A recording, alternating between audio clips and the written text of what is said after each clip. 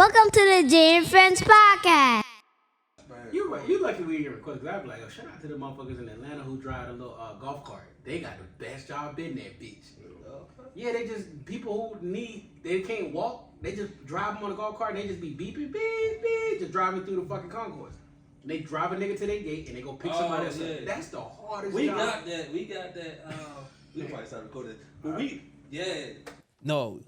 So like that little whole when you running late for the plane and then I I was still in I had my little position at the agency, you know what I'm saying? So I said, I'm gonna try to work this real quick. We was going to Hawaii, he was running late, the connection flight was late, flying through LAX. So I said, hold me down real quick, man. Like ride us to the gate. Cause the gate to go to Hawaii landing like the international gate. So it's far. It's far. You know what I'm saying? So like, cause you gotta go through customs cause you can't take shit on the island. Okay. Yeah, so like he put us on the golf cart, man. It was sliding us through, had the little light on there. Doo-doo. I said, yo, this shit came in handy today. Yeah, I did like the cool run. I almost missed my flight going to Miami. I ain't want to be like full sprint. But I was like cool with it. Like in my mind, I'm like, please, Lord, don't leave me. But you trying to be cool, like, man, I ain't worried about that shit. I get another flight. Fuck no, please, Lord, don't leave me. Yeah. I got there and they was like, Mr. Hudgins, yes, it's me. Please, fuck Man, that. I thought I was eating and drinking like I had nowhere to go. It's like, John Williams is the last car. Oh, my God. Whoa. Just take the money, I'm Nigga, gone. what? Knock on wood, though, yo, I've never missed a flight. I don't think Well, I will say that I Jamaican flight, me and Jimmy That for our wasn't birthday. that was Jimmy's fault. That wasn't yours. That wasn't even Jimmy's fault. That was fucking, the people that give you fucking peanuts in the ginger ale. Them fuckers. And the stewardess? Southwest. Jake can beat that out if he want. But that fucking I ain't that Southwest. shit out. Fuck it. Them motherfuckers, we got there 2 hours early. We missed our flight. It's a whole line. The luggage joint broke. So the line was out of this world. And they said, well, you should have got there 3 hours early. Wow. For international. You posted, 3 They hours. said 3 hours. Yeah. I'm like, bro, 2 hours? I mean, you mean I'm gonna miss my flight 2 hours? Yo, that line, it was like 3 international flights in one line. Yeah. Yo, so when they were saying like, well, if you going on this flight, they didn't shut the door, that plane gone. Niggas had heart attacks. So I take off, Acting like they're in Orlando. go down. I take off, go downstairs, right? It's people like, what the fuck? And we trying to switch flights. They was like, there's no flights leaving out of here. Dulles, Reagan, nothing. So, thank goodness I had a couple dollars. So I booked me and Jimmy for the next day. Which still sucked though, because it fucked up the trip. It fucked up like the excursions that we had. But it was people, who they couldn't go. Like, it was these pack of girls. It was like 5 of them. Yeah. Bro, the look on their face when they were going, they was lit. When they found out that they wasn't leaving, No, I know that. the heart, I could see how heartbroken they were. Like, and people, what y'all need to do, fucking travel insurance, man.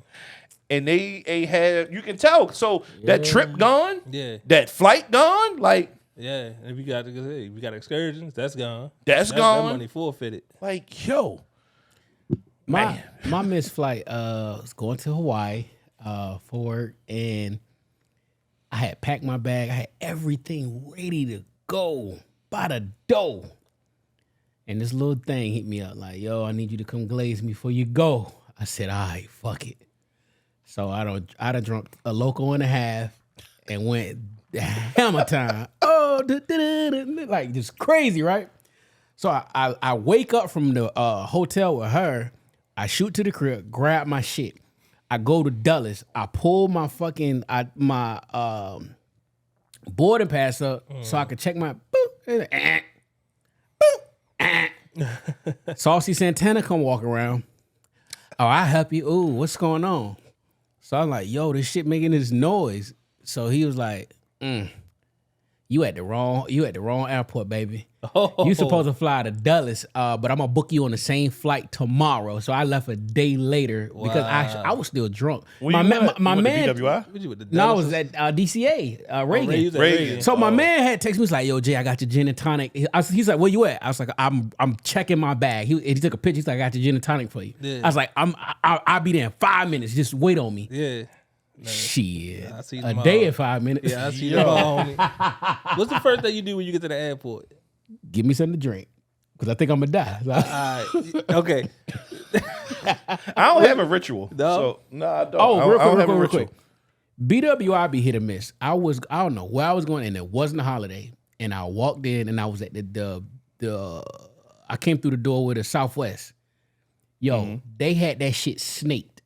Like on the regular walkway, it was snaked. I said, ain't no fucking way. And that's just to check your bag, dog. Yeah, that then whole- it's another line to put the bitch on the belt. Yeah, that process is stupid. I don't understand it.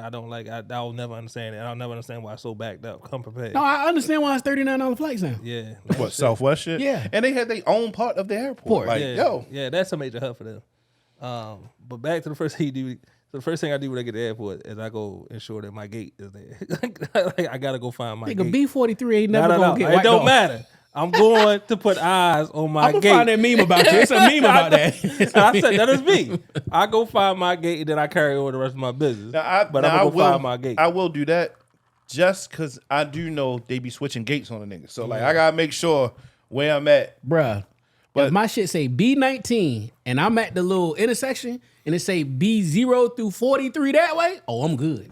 I'm good. And then I gotta go scope it out because there might be a new restaurant down there. Like, I don't have the playbook to the airport. You know what I mean? So I might have to. shit, they might man. got something new down there. Man, I'm like, Jazz okay. be hitting the lounge, the Delta Sky Lounge every time. Yeah. Yeah, I gotta get my miles up. Yeah.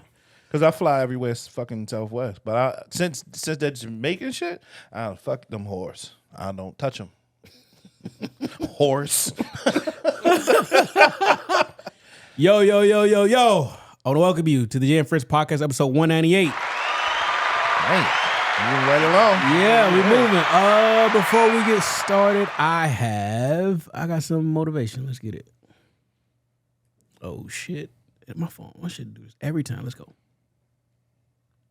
Yo, you too old to be drinking Dollaritas. Is Applebee's the new Waffle House? What's a Dollarita? Go to Applebee's on a Wednesday, and for $1, an Applebee's employee will take simple syrup and rubbing alcohol and put it in the Welcome shot to glass the and help Jay you Friends poison yourself. Podcast. Dollaritas is a 30 and under activity. Dollaritas sounds like a woman's name that doesn't believe in abortions. Dollaritas are for men who wear slip-resistant shoes to work. Dollaritas are for men with missing side teeth. Applebee's on a Wednesday, that's for women who keep extra shoes in their purse, an extra set of flat. Dollaritas are for some people though. If you spend more on scratch-offs at the gas station than you do on gas, Dollaritas might be for you. If you've never been to a parent-teacher conference, Dollaritas might be for you. If you update your OnlyFans account more than you update your LinkedIn account, Dollaritas might be for you. And a side note, Applebee's 2 for $20 is a great first date meal. Highly recommended for any man who can't afford to fly a woman out. If they can keep up with these Dollaritas, highly recommend. Dollarita sound lit. Fuck that nigga. Yo, so by the time you hear this next week, my birthday would have passed, so it's on time for a real nigga. Welcome to the Jam Friends Podcast. It's episode 198. I'm your host, Jay Williams, a.k.a. J.com. To the right of me, we got Nell, a.k.a. Funk.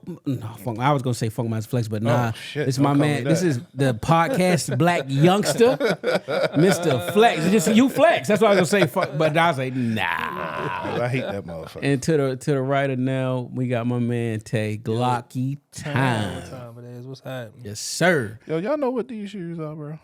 Yeah. My aunt randomly sends me Junior, shit. those junior sales. No, these ain't the juniors though. These not the juniors. Those are junior sales. That's the street name for them. That name. Those are junior I've sales. seen it before. I don't know. I don't know. name. My Those aunts- are air something attack, but those are Something. junior sale That made sound them. right.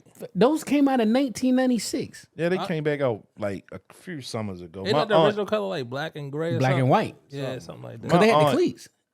not these. I'm telling you, the other kind. These not. Oh, you talking about with the trainers. other one with the strap? These some basketball shit. Yeah. No, those are not basketballs. These ain't the trainers that I just Screenshot it, and I Google search it. I promise you, those are screenshot. She sent that shit to send me. it to me. Those are football shoes. She Now nothing about that screams basketball. She forever sending me shit and be like, nephew, can you get me these? And I'll be like, yeah. First off, they never came in Lakers And colors. I'll give her these is Warriors colors. And this is like she in a sorority or some shit. And she be anytime she'll see something in that color, like, nephew, can you get me these? And I'll tell her I'll tell her a price. She'll be like, why it cost that much? Look, lady. It's business. Is what it is. Man, how y'all boys doing, man? How your week, man? I'm good, man. I've been chilling, same old motherfuckers at work. But first week back because I was on vacation for a minute, so it's been all right. The lady I was telling y'all about is like she been trying to, because I told y'all she gotta come back home, baby. Got to come see me, and so when I got back to work on Monday, she didn't say shit, right? She ain't had because she ain't had to talk to me because she had Shannon. She had Shannon to talk to. Shannon off Tuesday, the rest of the week. So when she see me on Monday, she says nothing. Tuesday comes, sit in my office. Here she come walking in. Happy belated birthday. Oh, thank you. Kill yourself. Then she spin a blend, come back like, oh, hey Darnell, can I ask you a question? She come in your office? Did she close the door? Yeah. I'd be like, can you open that door? I do not feel safe talking to you. That's why I was waiting on you to ask it. I'd be like, open the door, please. She did. And so she had to ask me some questions about work and shit. But I was laughing because I'm like, yeah. Because you was able to avoid me the last couple of days before I went on vacation. You told her that? No. Oh. No, because that shit would have been terrible. So I ain't got time for that foolish shit. But it's like she spoke this morning when she saw me. And I'm like, oh, you think shit's sweet. Yeah, Because when she spoke, I just kept driving past and shit. I'm like, she really just, she thinks that's just her in there. way. Yeah, oh, hey, Darnell. Oh, you broke the ice. You think that was just don't talk about it. saying happy belated birthday was an icebreaker. Kiss my fucking ass. That part. Oh, it's been a chill week, man. Very quiet, which is a good thing. Like, Is it quiet or is it tapering, like evening out? we spinning down on stuff, man. So, it was just when shit kicked off, people spun up real quick, and then you realize, like, if they're gonna drag this out and it's gonna be like this, then we just gonna Go back to what it was. kind of go back to what we were doing. Let our natural process. Well, I won't say natural, but the reoccurring processes at work just kind of do their thing as they were intended. So yeah, it's been quiet this week. Modern Warfare 3 early access to the campaign came out today.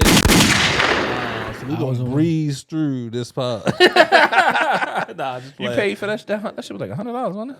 For the Vault edition. I ain't get that.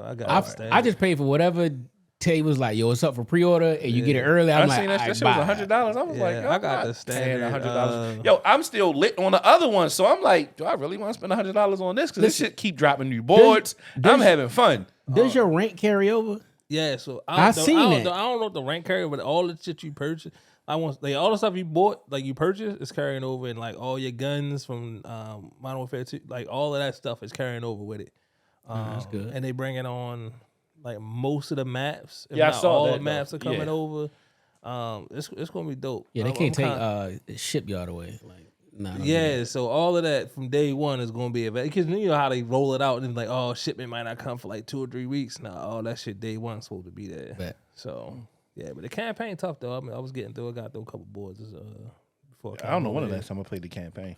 See, I play it because generally what they've been doing the last couple of years is they'll do early access to the campaign. If you pre-order, you get early access to the campaign, which is like a week. That's what came out today. Yeah, so it gives me a week to beat the campaign and then get right into the. So you get a feel for your game, the game and the guns. Yeah, so I'm straight. Run and gun, hardcore. Let's go. yeah, that's, you know what though? That's how I'm playing the campaign. They burning my ass. I'm out there sliding shit. Slide canceling in the campaign. But if you're a card player, you know what I'm talking about. But yeah, but that's cool, man. That's what it's gonna be. My week been cool, man. I went into office 2 days this week. Didn't stay all day, like 3 hours one day, 4 hours another. And then just getting the house together. Yeah. So I'm like 80-85% about there. Doing a little other shit. But other than that, man, I'm cooler. Got a flight to catch tomorrow for the weekend, but that is it. Dig it. Let's get started. RP Bobby Knight, man. He a real one. He's white. He's white soul. Bobby Knight is white soul. He was. What was the other nigga who coached the Temple Owls who used to cuss niggas out, his players out? He had them big ass That was bug my eyes. guy. He is the white version of him. You know what I'm talking about too? John Chaney. John Chaney. Bobby Knight threw chairs at niggas. Like he made them niggas wear them little ass shorts when the Fat Five was balling. Like, yo, we not changing. We ain't doing this Nike They fucking didn't do, uniforms. they didn't do names on the back of that. Nothing. He was an old school. He's old school. Like I fucks with Bobby Knight, and he had no cut card. For the most part, I mean, all the older players loved him. I mean, maybe. I mean, no one has come out like the younger guys had did because Bobby Knight done did some shit. He done choke motherfucking players and all types of shit. So I know he choked the player on Texas Tech, and it was like a big thing like a few years ago. Yeah, because they had resurfaced and they talked about it. But I mean, he was a good coach. I mean, he was a great coach. I'll say that. I mean, he got some national championships under his belt. He actually coached Coach K for Duke when he was at West Point. That was his first job, that was Coach K's first job at West Point. So, yeah. I mean, he made, 82, 83? 82, 83, something like that. Yep. Yeah, man. You know, salute Coach. That part. Thoughts, prayers, and positive vibrations to your family. What y'all do for Halloween? No. I was at Tesla. Ooh, okay. You got the Tessie? I ain't got it yet, man. Hey, they said give us a couple days, we'll have it here. That's all right. You order, you place it? Yeah, man. Yeah.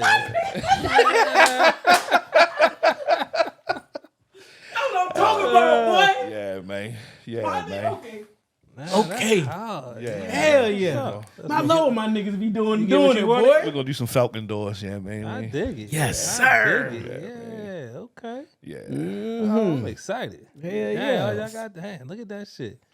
Yeah. Oh, you can come pick me up for the dinner then. Next week. Like, If it's yeah, man. Hey. shit. It should be the fellas now. Listen, them albums sound different in Tessie. I'm gonna Yo, when I tell was you. test driving, I was like, yo, what the fuck? I Like, told you. I was like, I was like, when I heard the drink, I was like, I That listened to it in the car. Yeah. was knocking. Like, I've never ridden in the Tesla. I never drove one. Yeah. Nigga, you ain't hear that. Woo, woo, woo. Yeah, none of that. Yo, when you hit that motherfucking gas, that shit, You back there, huh? yo, that shit hit different. Nah, that's tough. My And nigga. motherfuckers try, of course not. No, at first, I was hitting I hit 2 side dealerships and shit. They was giving me the runaround. I was in Temple Hills at one joint. Then, that is like one of them shits they see online. They was like, yeah, we got these. It's like 3 Teslas here. So I'm like, God, let me shoot up here. I shoot up there. Oh yeah, we sold them yesterday. I said, I hate that bullshit. I said, you sold them both yesterday. Yeah, he was right. like, yeah. I said, both of them. He was like, yeah. I'm like, all right. They do man. that shit to bring you in. He was like, well, we do have At another dealership. at right? another dealership Yeah. in Arlington. Go figure. I said, well, I ain't got shit to do, bro. Give me the address. Well, if you go to Arlington, the Tesla dealership is off Gleb Road. He was like, for real? I really should have went because it's another one. I don't know. So I still might. You know what I mean? 'Cause they got one down in Virginia that I really like too, though. So I was like, all right, I ain't got shit to do. Let me shoot down there. So I guess down there, they looking at me like I'm crazy. Now, the first dealership I went to, they had some bullshit cars there for real. But online, it's like they got that shit. Yeah, they don't really have a lot in stock. But down in where I went to that lot, they had that work on that motherfucker. I said, okay. So they like, we didn't know you were coming here. Okay. And? Well, where's that? He's like, it's in a tire shop. I'm like, okay. He's like, well, we can have it back in 10 minutes. Cool. Say less. We can have it back in like 30 minutes. Dang. I said, I'm in Arlington. I live in Baltimore. So I gotta wait. Yeah. I'll just spin and get something to eat. Come back. I park cross street, see him pull up in it. Say, all right, bet there you go. Black joint, black on black. So they, they throw the doors up and everything. And I look, shit been hit. Oh. Ah. You see the front bumper? Clearly see, like shit. Either somebody hit something or they hit something. That's why they don't have this motherfucker no more. Right. Like the little plastic pieces popped out the fender, so the little wheel well fenders was hanging. So I'm like, yo, what's up with that? Oh no, we fix it, buddy. We fix it. I'll talk to the manager right now. He come back. Manager say, you come back, it will look brand new. I say, for someone else? He's like, what do you mean, buddy? Bro, this shit got too much electronics in this motherfucker for me to buy some shit that clearly has been hit. I Oh ain't gonna no, hold buddy, let's test drive. I hit my garage one time backing in, and it fucked the sensor up on the one side. That's a whole to replace that little circle. Don't even get me started. Yeah, I'm like, And it's in the bumper. Yeah. I wasn't fucking with that shit. So I rolled out. I was like, you know what? Let me fuck with the dealership. Someone up Wrightstown and after the gun show, I shot down there. Let me check it out. So I checked it out, but the dude act like he ain't really had no rat for me. I don't know, maybe because I was looking like a bum. I always look like a bum when I go to the gun show. I mean, I don't go to the gun show fresh, so I just look like regular how I look now. And I test drove it. I thought it was awesome. I fell in love, and then like yo really didn't. Yo just thought I just wanted to test drive it, I guess. So I was like, fuck it. And I saw a joint in Rockville. Went down there, talked to them. They treated me with love. He's like, you want to take it home? I can take it home. He's like, yeah, just bring it back in the morning. It's like, I can't bring it. I ain't got time for that shit. It's like, oh, but just want to look over some shit. So we looked over some shit and see what they had available, and I'm trying to start this process. Okay. My man. That's tight, bro. Good. Best of luck to you with that, man. Hope you find the one you're looking for. So you gonna keep the van though, right? Yeah. All right, good. Yeah, but that motherfucker, like I was torn. I mean, I really want a Model X, but then I'm like, this Y is nice and it's super cheap, and you can get a lot of shit put on this motherfucker. But the girl was like, who I was talking to, she was like, get the Model X. Yeah, because you're gonna be like, I should have did it. And that's how I felt. Like just like Tay in the fucking bar. It's like you think you cutting corners now, but later on, it's like I should have just went on ahead and spend the bread. So, and Jimmy keeps saying, she like, just get the shit. A word. Say that. Say less. Oh, I'm shit. already at the dealership. all right, man, let's get to some topics. You need to do the opening. Which one? Which one? Wear the uniform. Those who you. Oh shit, my fault. Oh, shout out to those who wear the uniform. Those we've been talking for like 20 minutes. Shout out to those who wear the uniform, those who wore the uniform, those who will wear the uniform in the future. Shout out to those who hang out at VA all day. Shout out to the United States of Baltimore, Zone 18, and the rest of the DMV, especially PG County. Now we can get started. Let's get this motherfucker started. The Marine Corps Central Command's 248th ball is canceled due to unforeseen circumstances. What they call it, unforeseen operational commitments. This is our resident Navy / Marine expert. What's happening? Yeah, I mean, this is related to the crisis going on in the Middle East right now, and Israel, right? They can't have a Navy ball, a Marine Corps ball. I'm gonna argue this. They're just not gonna do it. You got 2,000 niggas deployed. Now, what everybody else can put their Class A's on to get the busy and boogie, play, dance to some Rich Homie Quan. I ain't got money for that. They ain't got money for that. They got to be ready. They got to be prepared. They be on a moment's notice to go and execute. No. Whoever those 2,000 are, they stay where they at. The other niggas, I'm talking about the nigga who is at Jacksonville, North Carolina. The niggas at wherever. One team, one fight. Hell no. No. So yeah, no. I think so. I think it's a little bit. I think it's a little bit of everything. I think it's the crisis, and I think it's the budget. So operating in a continuing resolution, they all affected by all that stuff, right? So that you got that going on, then you got this crisis.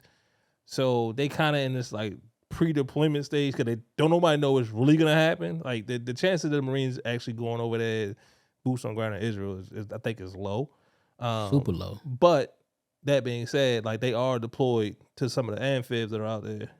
With the carrier strike group. So they just gotta be ready. And I think, like I said, that coupled with the budget, they just probably like, nah, we gonna hold off this shit. That shit could be like Top Gun. They get them envelopes and shit. Out the envelopes and shit. Like, yeah. Take.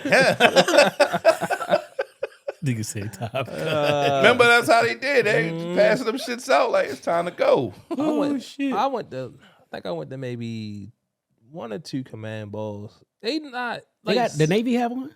Yeah, they have a Navy ball. Where's that? I don't know where they I don't know where they do it at. I mean, each command kind of does their own. Oh, so we do an Army ball like this in Arlington every year. So it's like a command ball. Would you say last week? When you talking about, did your mom over your mail? Is it? I never had fun. I don't know. I always felt like, I mean, I ain't really care to be around them niggas. When I got out, like when I was off of work or duty, like I tried to get as far away from them as possible. Like I think the couple years we went, it was like mandatory. it was like if you was like E4 and below, you had to go. You know what I mean? So I think I had to go the couple years I went. So what would if they had the money, would it be a bad look? If they win, I mean, would it? Because I mean, I guess so. not because It's a this tradition. war that's going on is not. It's a It's not tradition. us that's technically in the war. It wouldn't be a bad look. This is a tradition. That's why it's like it's the 248th. Yeah. Like this is a thing for everybody. Like the birthday of the service, the annual ball. Like dog, it'd be lit because like you'll see like it's like y'all having a Christmas party and you seeing y'all the executives at the big office in Charlotte and you seeing their wives turning up working and shit. You be like, yo. Or the dude you seeing on these Zoom calls very professional and shit. Now he's saucy because he drunk and it's like, yo, that's Keith. I was on an hour and a half long Zoom class. Yesterday. I'm sorry. Yesterday with the big yo. Lord have mercy. So the military court rules on when unit group chats could get you in trouble. And this is another one from the Navy. Cause these chiefs, you read this story? I did read the story, I'll be honest. So it was they busted a chief down to E6 and they made him retire. All because he was texting in a chief chat. Chiefs only. Right. E7s. Chiefs only. And he was saying wild ass shit about other chiefs. But it's fucked up. Some of the shit he said is fucked up. Yeah. But it was only in chiefs. So they busted him down. They got him out. And he's like, he got to be white because he didn't let this shit go. This nigga has been long gone and he's still going to court. Yeah. They overturned the shit on the basis of out of, I think it's 8 or 9 texts he sent, only 1 or 2 was sent during duty hours. And that's the fucking kicker. So it's what he said was fucked up. Yeah. But you did not say it while on duty. Yeah. You know, and it was one, it's about the BD. You know what BD is? I beep it. Right? Oh. And he was like, I guess he found that, we used to do this shit too. He found a high school photo of the girl. Yeah. And then he screenshotted it and he sent it to the group chat. And he was like, most likely to steal your bitch. Like, and the chick was like, she was embarrassed. I'm like, come on, dog. Yeah. This is a chief chat. This is not like. They not built the same. Like these new chiefs is different. They ain't built like that. So yeah, this dude, man, it was just, he did not let this shit go. Most niggas would be like, all right, man, I'm good. Like you didn't. Nah. But the retirement, if they made him retire, I don't think he get that money back. It's just they lessen his charges on I guess on the official record. It didn't say he got his rank back. I don't know. I mean, if he fighting that hard, I hope he fighting to get his. I hope he fighting to get his. Like if they made him retire, like they probably not gonna let him come back, but at least let him retire at his grade at E7, and that check gonna hit different. So I'm gonna read this difference part between the 7 and the 6, dropping them down to a 6. I don't know what the pay difference. it's a little hefty little jump. Yeah. But if he was to stay in, that's different. It's a big ass difference. But it was like former chief machine technician Fernando Brown, who was convicted in 2019 on an insubordinate conduct charge under Article 91 of the Uniform Code of Military Justice for sending 3 text messages to a Chiefs Mess group thread while they were all assigned to a heavy icebreaker Polar Star. So basically they got these boats that go and bust up the ice in the sea. Like in the Arctic. He was busted down to E6, given 30 days restriction and reprimanded in 2020. He has since retired. What that one part at? I got it. What at? It sound like he retired himself. Oh, so the first court found a military member can be convicted under Article 91 for disrespectful conduct towards a warrant, non-commissioned officer or petty officer, even when the disrespect occurs outside the physical presence of the victim. In other words, disrespect sent via text is still criminally actionable according to the court. Second, troops can only be held criminally liable if they conveyed disrespectful language while the victim was in execution of his or her office. So put another way, the victim has to be has to have been on duty when the disrespect language occurred. The only one of Brown's convictions not overturned involved a text Brown sent to Chief's mess group that showed a crude drawing of male genitalia on a photo of a chief referred to only as JD. JD was working down in dry dock, I don't know what that is, when Brown sent the message and was therefore doing his job when the infraction occurred. But the Court of Appeals threw out 2 other instances where Brown sent inappropriate messages to the Chief's mess because the chief and senior chief's victims were not on the job when Brown sent the images. In one instance, Brown sent a picture that depicted a scantily clad man to the Chief's mess thread. What's the other one? Brown sent a message at 7:39 p.m. outside of regular duty hours. The third message Brown got in trouble for involved a high school yearbook photo of another unit chief identified as SC that Brown sent to the group. Voted most likely to steal your bitch. Brown wrote on the photo. Chief SC, who identified as lesbian, was off duty on convalescent leave when Brown sent the pic, and she later testified that the incident embarrassed her, according to court. She a bitch ass nigga. The court found that the government failed to introduce evidence. So basically, they overturned that shit because it didn't happen while the person was on duty.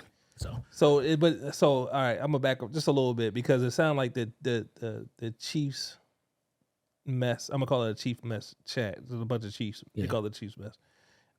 It was a mixture of seniors. So not only just like E7 through E9, so chief through senior chief and master chief, but you had chief warrant officers who are technically officers, but they're like a hybrid of an officer and an enlisted. It's the highest enlisted rank you can get, and they're like off. You got to salute them. Mm-hmm. So they mentioned the conduct towards a chief warrant officer. And that's like you know, you get in trouble for that shit because that's their senior. You know, not even like senior chief, but like their senior. So yeah, he was. So main man was wilding. Yeah, he was wild in the text. He's probably that shit fun. Some of that shit funny. Yeah, this shit funny. He's probably honestly a fucking dirtbag anyway. Probably. They probably looked back at his record and was like, "Hey, yeah, we just get you the fuck out of here. Yeah, This is the last time I'm talking to you."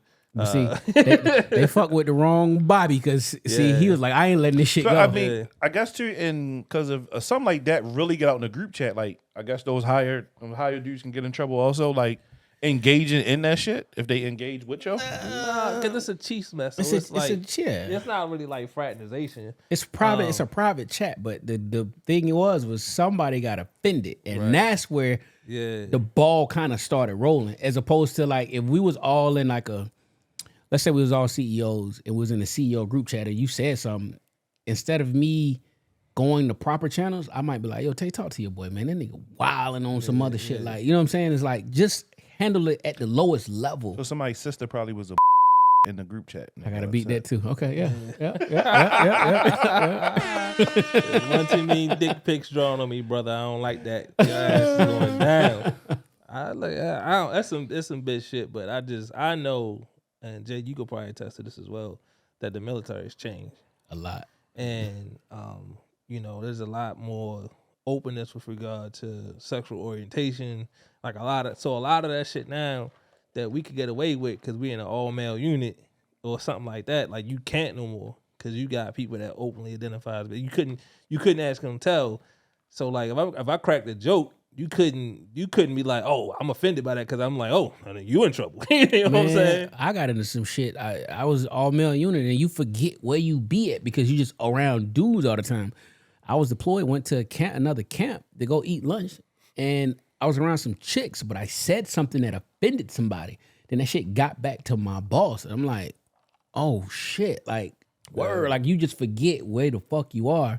And sometimes that shit happens like that. So and they tried to rope me up, boy. All right. This is a new addition. DC unveils its newest solution to car theft. Apple AirTags. Muriel Bowser, you're a genius. That wasn't a bad idea. They've been telling niggas to put AirTags in your shit. That wasn't a bad idea. And they giving them They giving away. They giving them away. Three locations in DC if you're a DC resident. Just Google search free air tags for cars or some shit, DC, and you can find out where they at. But I think so. Basically, it's like I don't know the locations, but the way the program works, you got to be one, you got to be a DC resident, and two, you got to be in like one of the 3 designated like high crime areas or something like that. Like you got to show residency within that area, and they'll give them to you. They'll give you that air tag. I mean, air tags aren't expensive any fucking way. Like you get 400. Yeah. Cheap. So Get on Amazon, just get you some fucking air tags. no, I think we about to get some for the kid. You know, And I'm gonna tell you, people. No, I told Darnell mother that like, yo, we need some for their keys. I'm gonna give They y'all walk home. Well, they won't be anyway. They getting transferred, but right now they get a ride to school, but they walk home together. So Here's my little cheating location where I used to hide my burner phone back in the day. When you open your driver's side door, you look down where you could like stand up to dry the top of your car. It's a plastic little piece. You just pull it, it pops up. You can see the metal, you can see the carpet, and it's a little padding. Just rip a little bit of that padding out and stick the air tag right in there. I used to hide my phone and rubbers right in there because you don't need to look in that shit. But you can hide your air tag right there. But here's the only thing I don't like. If you, yo, you gotta relax now. This is 04 when I did this. But anyway, but I had niggas caught fucking around with you. nah.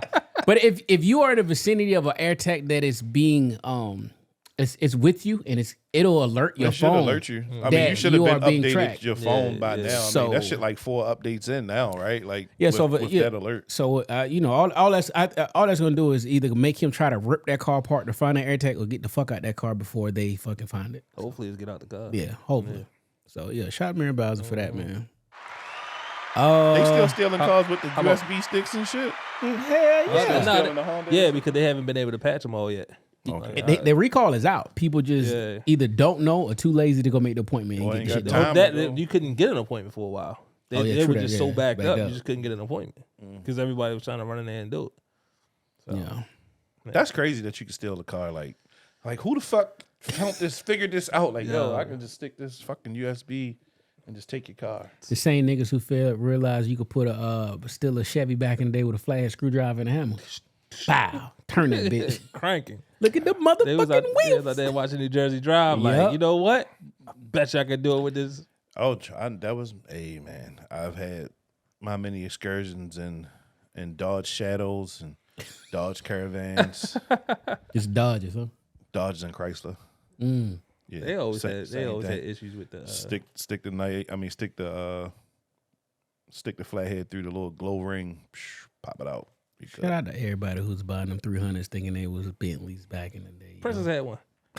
Princess had one. I never saw it. I never saw it. She got rid of it before we met, but she had a 300 with the Bentley grill on 22s. For real. You are lying. She had a Hemi, or she was riding? She had a Hemi?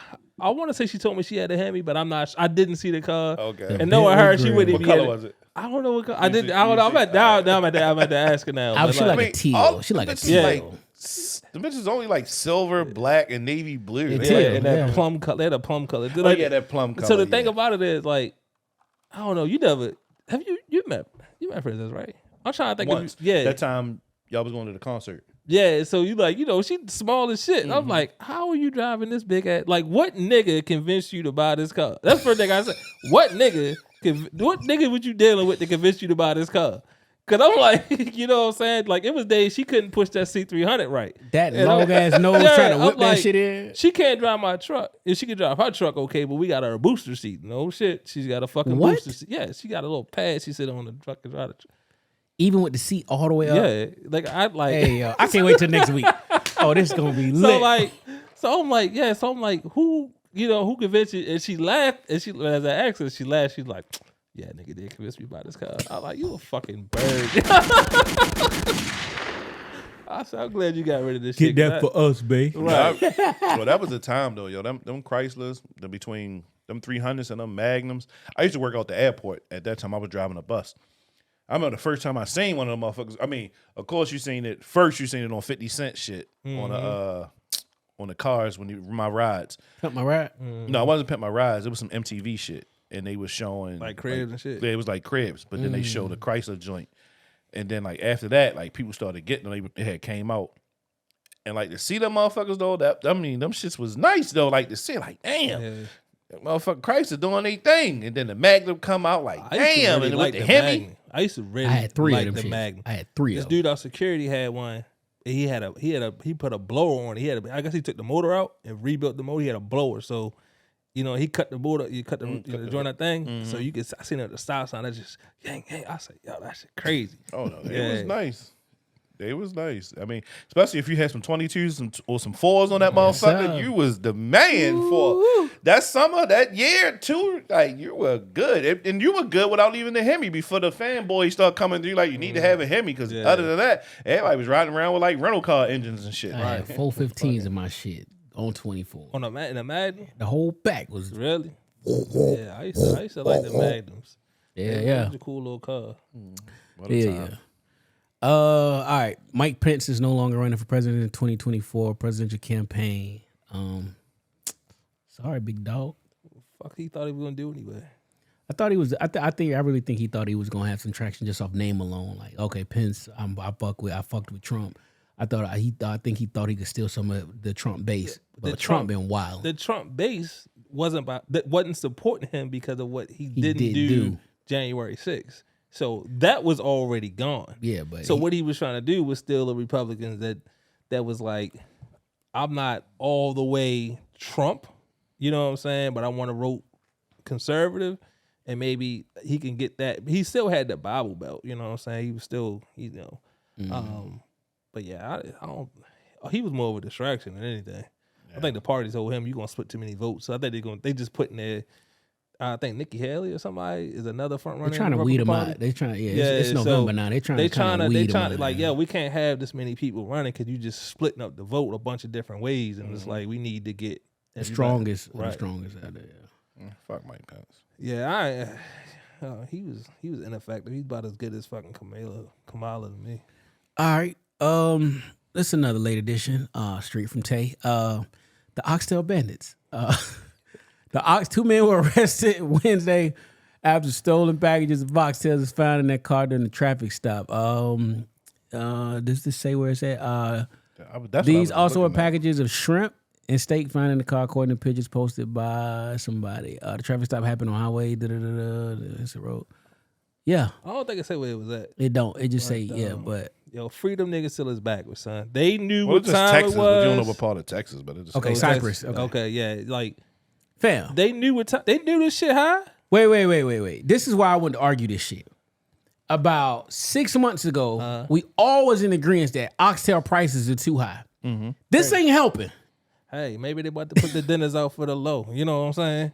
I don't know. I'm not look. Hey, yo, freedom niggas those still shits is are backwards. meaty too, balls. Yep. Those are some meaty fucking oxtails, balls. Yeah, so they knew what time it was. They went straight to the source and was like, well, we about to hit them all, and we got to put the packs out for the low. But the crazy thing, one of the dudes, and you look at the picture, yo on the box. Like main man right there, he on the box. Yo got the ankle joint on. Yeah, man, they about to sling the dinners out the house. I was with it.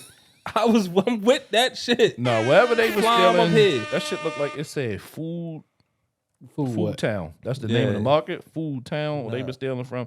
They was raising some good ass. That's Texas. That's Texas cattle right there, boy.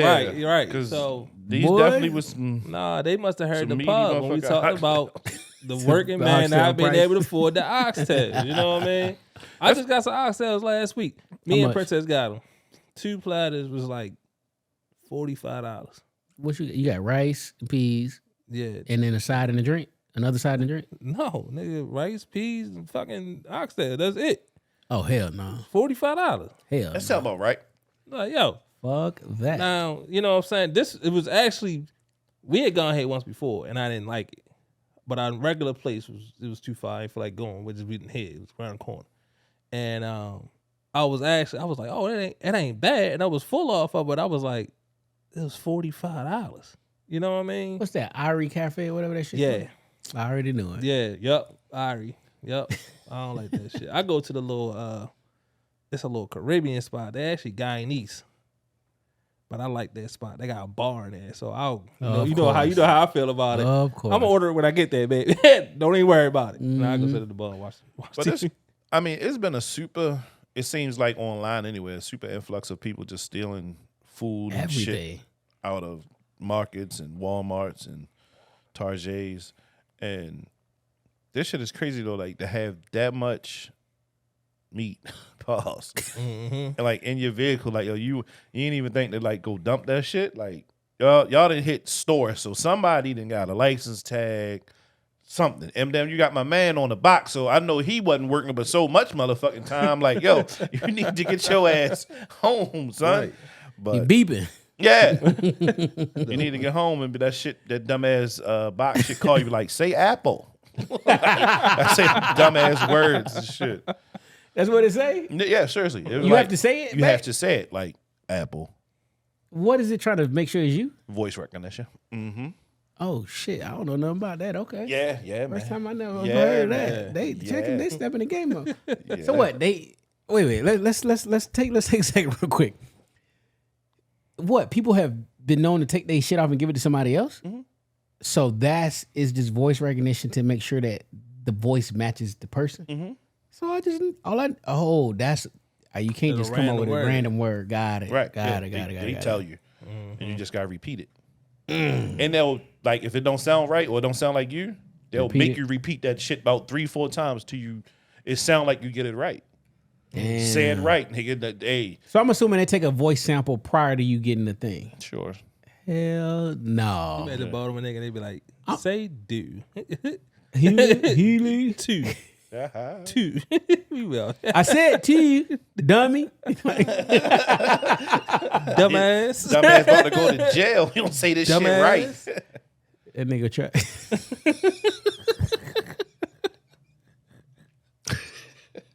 There's a lot of oxtail, yo. Yo, That nigga got greedy. That's how he got caught. He got greedy, man. they just And went to the well too much. Like, bro, they hit every food town in Texas. Like, fuck these They was out whores. here doing the people's work, yo. but no, the crazy part is the police got the shit on the hood like it's bricks of cocaine. Like, Like they got a big bust. Yeah. That's 'cause everybody Yeah. and their mama want to use oxtails for shit now, and fucking everybody want to put it on pizza now. That's the most famous shit now. So They got nah, to they New got York, a right? chop. They got a chopped cheese oxtail sandwich in that, DC. that too. And DC? Hell yeah. It was the spot I Off of, actually. 8th Street. Your name was like Mr. Nice Pie or some shit. I went to go get the oxtail pizza. I'm on vacation. I'm trying to go child shit. So I get there. So you got 2 spots in the market. So I pull up. So I'm looking at the Instagram. I'm like, yeah, that's the dude right there. I'm like, yo, where the pizza shop at? He's like, I don't have it anymore. You just posted from there last week, sir. He was like, yeah, close it down. No oxtail pizza? No oxtail pizza. Oh, all right then. It was like, you don't want nothing else? Hell no. Oh, that's what I came here for. No. You still promoting this shit? Take this shit Hey, down. take your Yeah, take yeah. your fucking page down, yo. Like he didn't Archive want to that run. shit. He didn't want to run both stations. So why did you get 2 No, stations? they still selling this shit. Because at that station he didn't because the pizza spot was in the back, so you gotta like kind of walk back there. Which Yeah. the other one is next to the bar, so he gets a lot of traffic. But that location where he's at isn't set up for making pizzas. I guess they have ovens and shit. What market was it? By what the fuck is the museum and what cathedral? All that shit is at in the middle. Like kind of like Mount Vernon. Oh, okay. I ain't know they had a market over there. Yeah, it was a little market. The fuck. Like a Lexington type market, like a. It's no- like a on the Northeast smaller type. market? Yeah, but like really on the You know smaller it ain't no type. Lexington type shit. You would have been heard about that. Yeah, it was on Is King Tut still open? no. It was on his last leg for the past couple years, but I they copped a finally few just- chains from all them that back in shit the day. like shut down right now. All right. So while you looking for that, we'll come back to that. Mount Vernon Marketplace. Mount Vernon Market. Oh, shit, Right I'm back. not Check familiar them with out. that. Yeah, I mean the piece it looked like it was going to be a missile. Yeah, Let me see. go and report that shit. Yeah, take that down, bitch ass nigga. Yeah, that shit. Yeah, I would have drove too. I had my taste buds kicking. I'm like, shit. Yeah. Because Yeah, I asked already. Jimmy, did she want something to eat? I didn't tell her what I was getting. She was like, no. I said, wait till she get home and get a load of this. You go buy 2 slices and then you went in with 1 slice. You'd have That been. nigga came back with some goddamn with some Little Caesars. Saucy Santana versus DJ Academics. I do got a video, I think. Let me I'm see. so tired of this gentleman really arguing. I mean, not even just with Saucy, because he just had he had the problem with Young Miami, and he had just had the problem with Glorilla, with them going back and forth on Twitter. Glorilla commented on what's the little YouTube dude, Kai, Casanet. Yeah. about the jail thing, but she didn't know that it wasn't real. She thought it was real. Oh. So she had like said something. I can't remember what she said, but she said something which made Academics go off. Academics went off on her, was telling her like, that's why Sexy Red stole your spot. You need to get back. You trying to be conscious. You need to get back on your ghetto shit. You talk about that. And Kai said that song, that Cha Cha Cha shit that she came out with, said that shit was trash. So yeah, and whatever song it is, she say cha. It's like a New York joint for real. And I think Fabi might be on that shit, but the song is trash though. Okay. And she didn't. Of course, no one likes to hear that their music is called trash. So she had some few things to say, and then Academics was like, you need to get back in the studio, and get back to that hood rat shit that we like you for, because Sexy Red then took your spot. And so they had their verbal sparring, and then she it really looked like she did try to backpedal when she found out like what Kai was doing wasn't real, and then she was going back and forth with Academics and was like, I was just trolling and shit like that. I can do that whenever I want. Kind of like she was backpedaling, like I'm kind of fucked up. But still, you always got something to say to a woman. And then, So I was talking to him today. That's why I'm going to challenge you, because if you go back prior to this, his issue has always been with men. Freddie Gibbs, Meek Mill, it's a bunch of it. He wasn't picking on women. He was only dealing with dudes. Pause. He was going it like fucking. He had to send a cease and desist to Freddie Gibbs because Freddie Gibbs was selling T-shirts with his ass on them. Like, Well, he definitely trashed Meek when the whole Meek and Drake shit was going down. He definitely trashed him. I don't think he really dealt. He goes super hard though when it comes to a woman though. Like my Funk Master Flex. When it comes to a woman, I mean they too. But here's my thing though. They too soft ass ninjas. So that's your point of view. That's one take. Here's another angle that I'm looking at it from. Saucy Santana told him, I will beat you, I will whoop your ass. And then I'll what? Fuck you in your ass, right? If a man says that to a woman, that's rape. And they will cancel him. That video will come down, everything. They ain't took that Saucy Santana video down. No. Saucy untouchable, pause. And when me and Willie Brown was talking, I'm like, that's why I act crying. You chose the wrong, you fucking with them, dog. The alphabet boys, nigga. This is past CIA, FBI, my boy. Nigga, this is past Jason Bourne Blackbriar. Nigga, this is the LGBTQIA plus, my boy. And they gonna go out like, listen. Well, Glow said she would act up. She's like, I'll fuck you up and your girl. But it's different when Saucy said it though. Totally. Totally. Saucy was clacking them nails. I can't watch. Told the him nigga pull talk. up and everything. Yeah. Said we about to be. Hold on, matter of fact, she was saying somebody had it. the Halloween party. That the Young Miami was having a Halloween party. Like nigga, pull up. Oh my God, I got it right here. Let's see.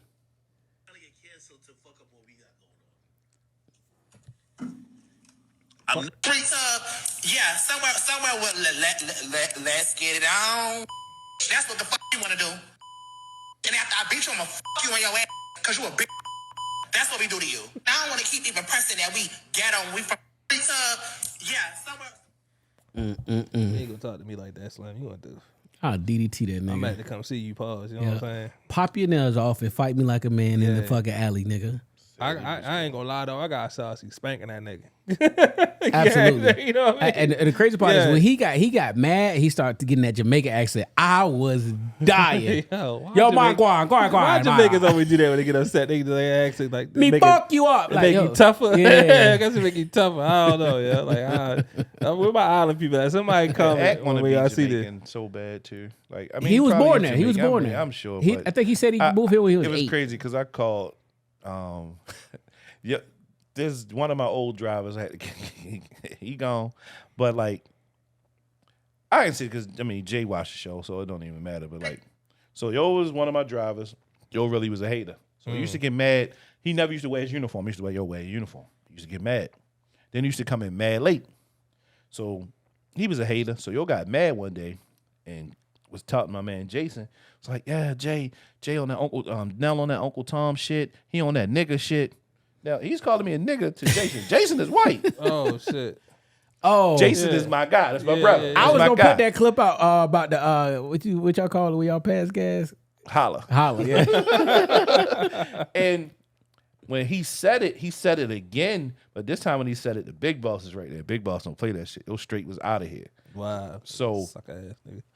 he always used to. Now he was Jamaican, but like I told him one day he was saying something. I was like, man, if you don't get the fuck out here with that fake ass Jamaican accent, because it's like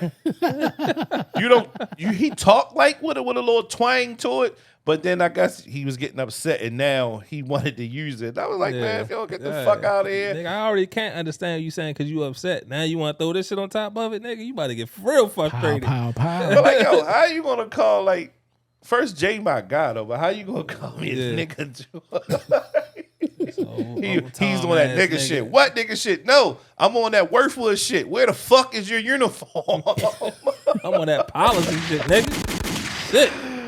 All right, so this one is not on the whiteboard, but I put it on here because of Nell last week. So I found the best Dwight Howard breakdown of what happened ever in fucking life. Like I just purposely put because I want to get y'all natural reaction to this chick explaining exactly what Dwight Howard fucking did.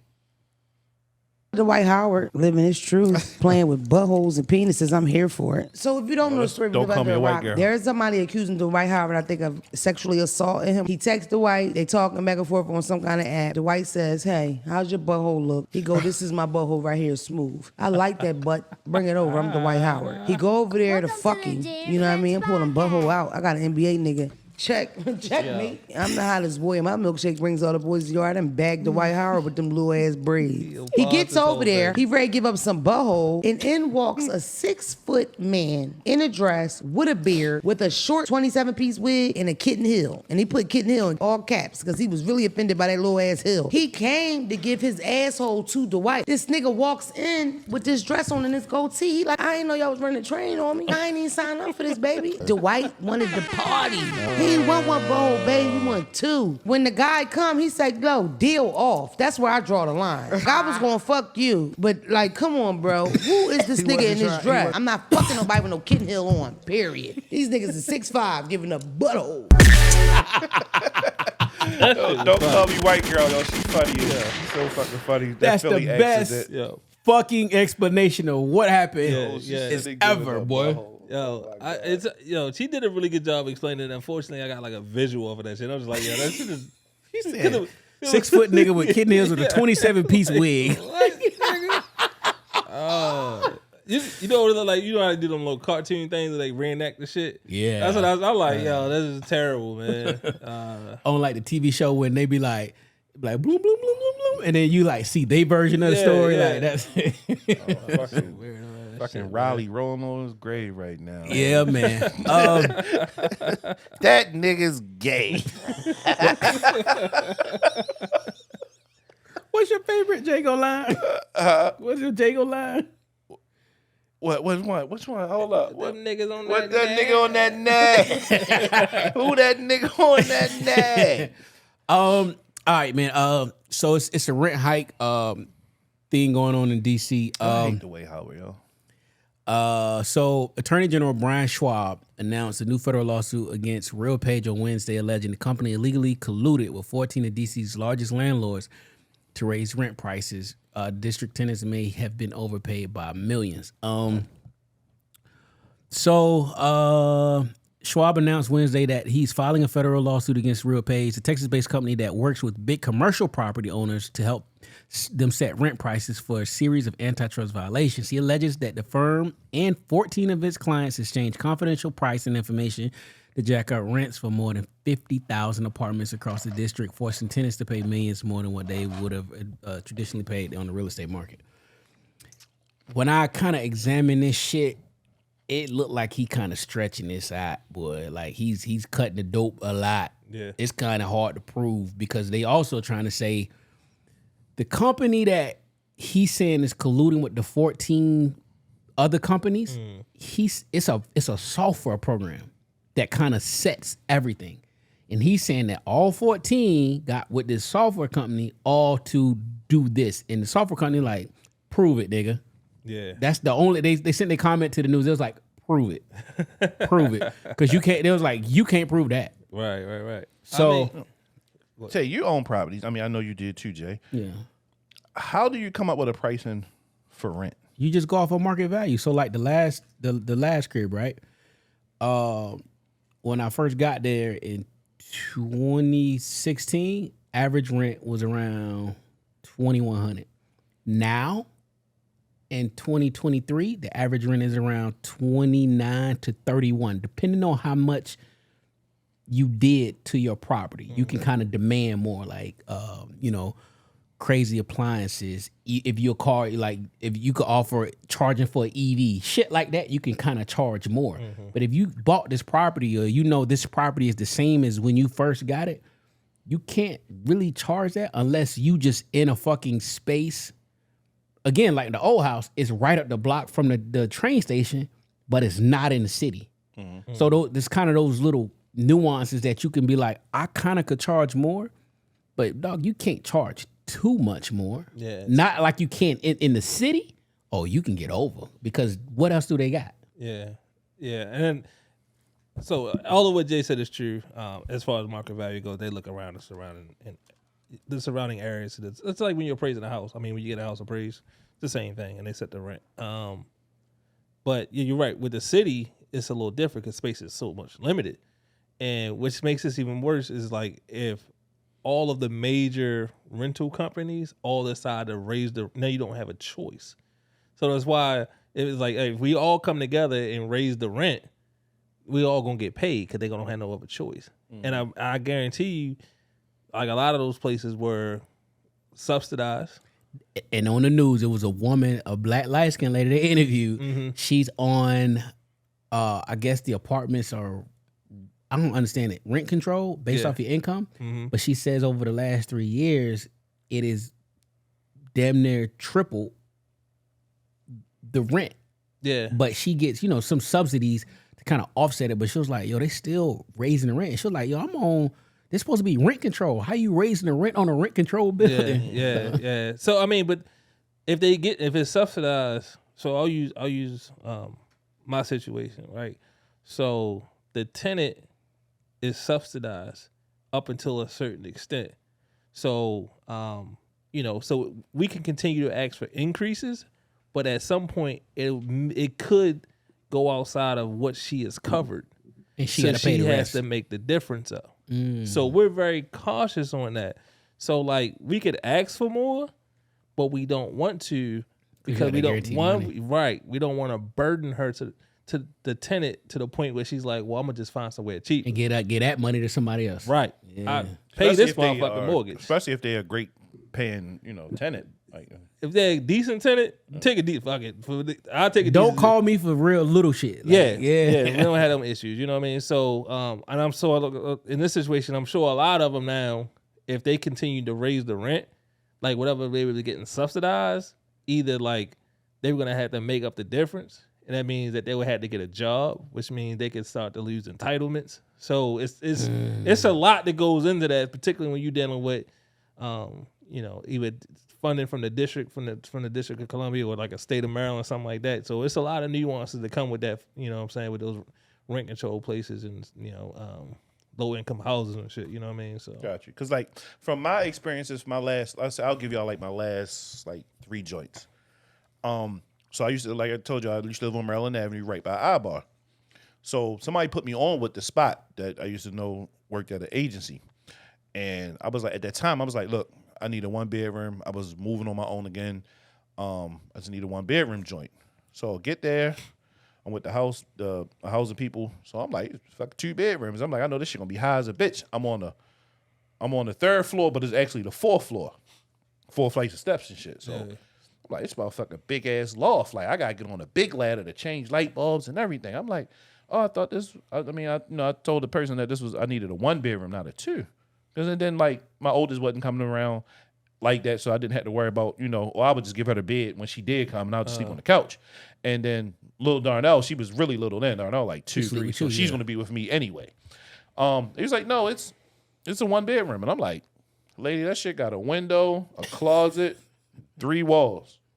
It's another bedroom. She was like, no, it's 1. Nah. But she said it as the owner didn't want like kids in there. So he only sold it as 1 bedroom. Oh. So I just use that shit for my sneakers and shit. Got you. So I was just about to say like that room in there I consider it a room, but when you go to if I was to put my house on the market now, it ain't considered a room because of the size of the window. Right. Correct. And that the window is not a actual window size, so it cannot be considered a room. Yeah, I know that from you can't egress from it. That's why. I learned that from my mother with her You sister wanted to, you living. can. She had like a room with a small window like that, and they didn't count it as a room for my mother's business for her sister living. So she said, shit, had them dig up half the fucking yard. Oh, To put a window. window Make in? a motherfucking window. Damn. Bullshit. Hell yeah. And so I lived there. They let you do whatever you want to the house. Paint it, whatever. I don't give a fuck. So I'm in that motherfucker painting. It was all wood floors. Sand the fucking floors down. We gonna re-lacquer these bitches. Like, this motherfucker was lit, right? God damn. Damn. Okay. The owner was old.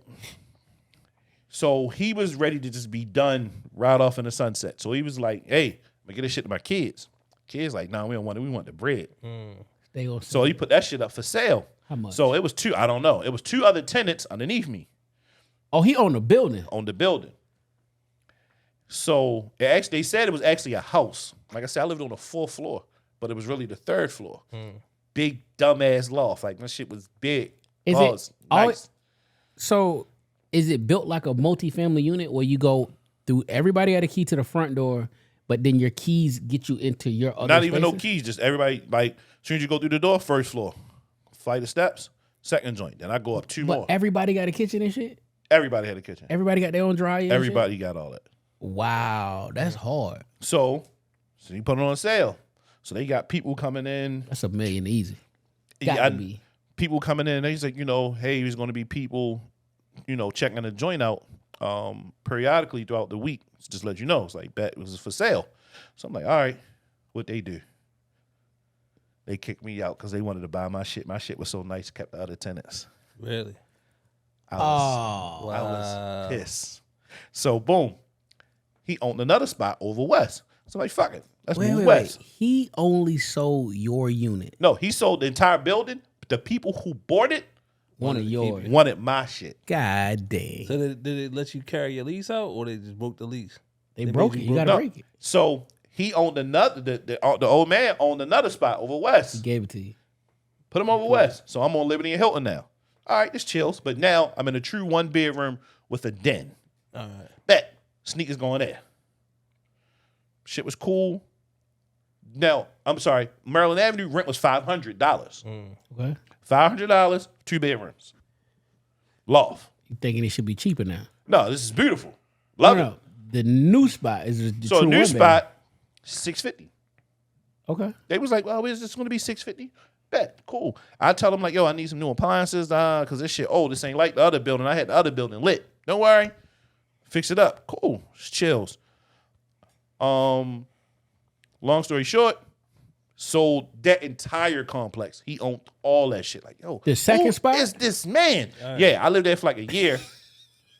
Once again, the kids is like, we don't want this shit. We want the money. Sell that shit. Yeah. They sold it to some New York dudes. My rent was $650. New York dudes come down $1,250. Nah, dog. $1,250 for what? Right. Wow. I said, yo, I'm calling everybody. They can raise the rent that motherfucker high? He was like, yeah. That's I say I'm paying $650 for this 1 bedroom. What do you mean they can just raise it up $1,250? Doubled it. I was like, nope. When was this? Because I'm out. I think now that is illegal. You can only go up a certain percentage at like annually. Yeah, You- Probably like almost like 10 years now. yeah, Let me see, yeah. Jimmy, six, so This probably law like 10 just years. recently came into effect. You can't do that New now. York dudes came in. I cussed their ass out every month. I paid that rent till my lease was up. I Well, cussed their ass out every month. So did they Get change? my- They changed it. Maybe that's changed the the loophole. rent when you was in it. No, Yeah, Well, how they change the rent when you was in no. it? So here's a. I think so. they to changed his- hella so- people moved out. Like, so it's to his, like, that's what they- here's the loop. They changed owners, so the new owner has the right to make his price. Yeah, he they don't put- have to honor. they the put out old a one. letter Yeah, and said, "Hey, we'll give you this X amount of time. This is the rent." That's the loophole. And I stayed and started paying some of the rent. It was like, you know what, man? Fuck these bitch ass Oh, niggas. burnt that bitch And down. I cussed everybody out, and they let me out my lease. They was like, just, Mr. Hudgins, just go. Because every time I paid my rent, I cussed their ass out. Yeah. I made my presence known. Get this Negro the fuck away from me. I had the first floor. As soon as you go in, I was right there, like, nice and easy. They had an office in there. No office there. Their office was downtown. They had moved. Oh, so you went to them to go cuss them out? Yeah. I was making my business to go down there to pay them. I'm not mailing this in. I'm coming to get your Yeah, ass. yeah. Because they had the automated shit you can pay over the phone and everything. No. No, I want to see No, you. I want to see y'all. Because I was pissed. I'm like, yo, bitch, I ain't never late. How the fuck is y'all going to raise? Y'all must about to come in this bitch and change everything. I had them come to the crib. I need this change, this change. They looking at me like, fuck. Yo, for this, fuck y'all. Then after that, I moved out. Then me and Jimmy was getting together. And then we like, I just moved in with Jimmy. But That's yeah. crazy. Wow. But now, like, with our townhome, let me end this shit real quick, though. So we are with a private landlord now. I mean, we wasn't searching for one. Just so happened, Happy to find one. find one. They got bread. The husband, he worked for the Pentagon. He told me, he's like, I work down the Pentagon. Like, I ain't really tripping on this shit. He was like, the last person was here for like 10 years. It's like, oh, how long have y'all not been here? It's like, for a long Longer than time. that. Yeah. He's like, we bought it in 2000. It was cool. Then we got the fuck out of here. I moved to Virginia closer to work. Right. Definitely. So, he was like, we'll never raise the rent. You pay your bills on time. We never raise the rent. We've been there 3 years. You like, paying the mortgage. Why like- would I? and Why we, would I? We pay that motherfucker and It's anything wrong, like, yo, this shit leaking. This shit fucked up. They got a motherfucker there tomorrow. You hear me? yeah, it's just one of them Like, things. It's like, all right, like I got a good tenant, and hopefully with the shit we talking about doing, and like if you got a good tenant, you buy property with a good tenant. I don't need to raise the prices because for one, we're gonna make the money on the rent roll, and two, you're going to stay here. Now I am purchasing a property, but I'm purchasing a great tenant, and on top of that, they ain't gonna be like you. We could keep these white appliances. Okay, fine with me. You like it, I love it. You're paying the mortgage for me. Yeah. On top of whatever and fucking I know that profit mortgage I'm because making. it's 23-year-old property, so it was in 2000 when damn near they got paid it for. built. Yeah. So I'm like, this bitch either paid for or about to be paid for because I know they probably Or- refinanced and and doubled up. They on refinanced they and shit lowered that payment. and lowered that payment. So I'm like, I know they eating. Like, Yeah.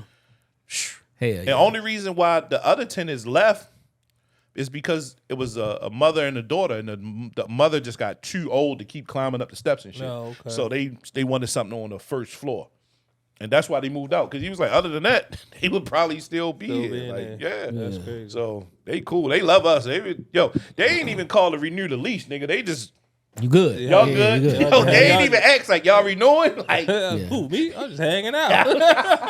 As long as the checks come, you good. Yeah. DoorDash. DoorDash warns customers that orders without a tip may take longer to be delivered. DoorDash has added a pop-up in its app telling customers that orders with no tip might take longer to be delivered. If you enter zero in the tip amount, DoorDash app, when ordering, an alert appears prompting you to add a tip. So basically, delivery workers can pick and choose which orders they want to do, and orders that take longer to be accepted by DoorDashers will result in slow delivery. so I don't even use DoorDash. I sometimes when I'm just on my Superman lazy shit, because I like to drive, so I don't give a fuck. But it be times, probably like I was hungover Sunday after the Halloween party. I order Uber Eats. Then I pay the extra to make sure that my food is first. But I always tip them. I always tip them $5. Yeah. Even 4, it was like 4, 5, 6. I'd always tip them $5. always. Just like that one joint, I know that shit was on social media like crazy. The lady, she took the food bag, the shopping shit, yeah, and she didn't tip her. Now I understand how you feel when you're in this industry. Y'all, I'm really doing this for the tips. This shit is not. All right, I'm gonna argue this. Yeah, it's this shit is not. I'm not making that much fucking money from fucking Uber Eats, or I forgot the service that it is when you go to the market and shit for them or whatever that shit is. So, I mean, I can't get $5. No. So here's my take back. If that's the case, and of course, what I'm about to say, they are not going to do this. Uber Eats, DoorDash, and whatever the other one, Postmates. You should advertise that these workers, just like they talked about, like waitresses, they make less than minimum wage. So it is imperative that you tip your or fucking advertise that. Because in my eyes, I always thought like, yo, they getting a pretty good, even Uber drivers, like they getting a good little split of the shit. So now I'm a tipper, but a person who they ain't got it, the tip like that, okay, cool. They are splitting this shit with the company, but obviously the company is taking majority of the money and paying pennies on the, to that. And then on top of that, I also know that these companies charge the restaurant crazy amounts to do this shit, which is why going into the next shit with the Keith Lee shit, a lot of like majors, well, like Atlanta, they don't do takeout and shit because it's just a headache and it's the juice ain't worth the squeeze. Mm-hmm. But like me, if I'm in fucking the market, Walmart, pulling your order, you got some type of fucking money for me to do this.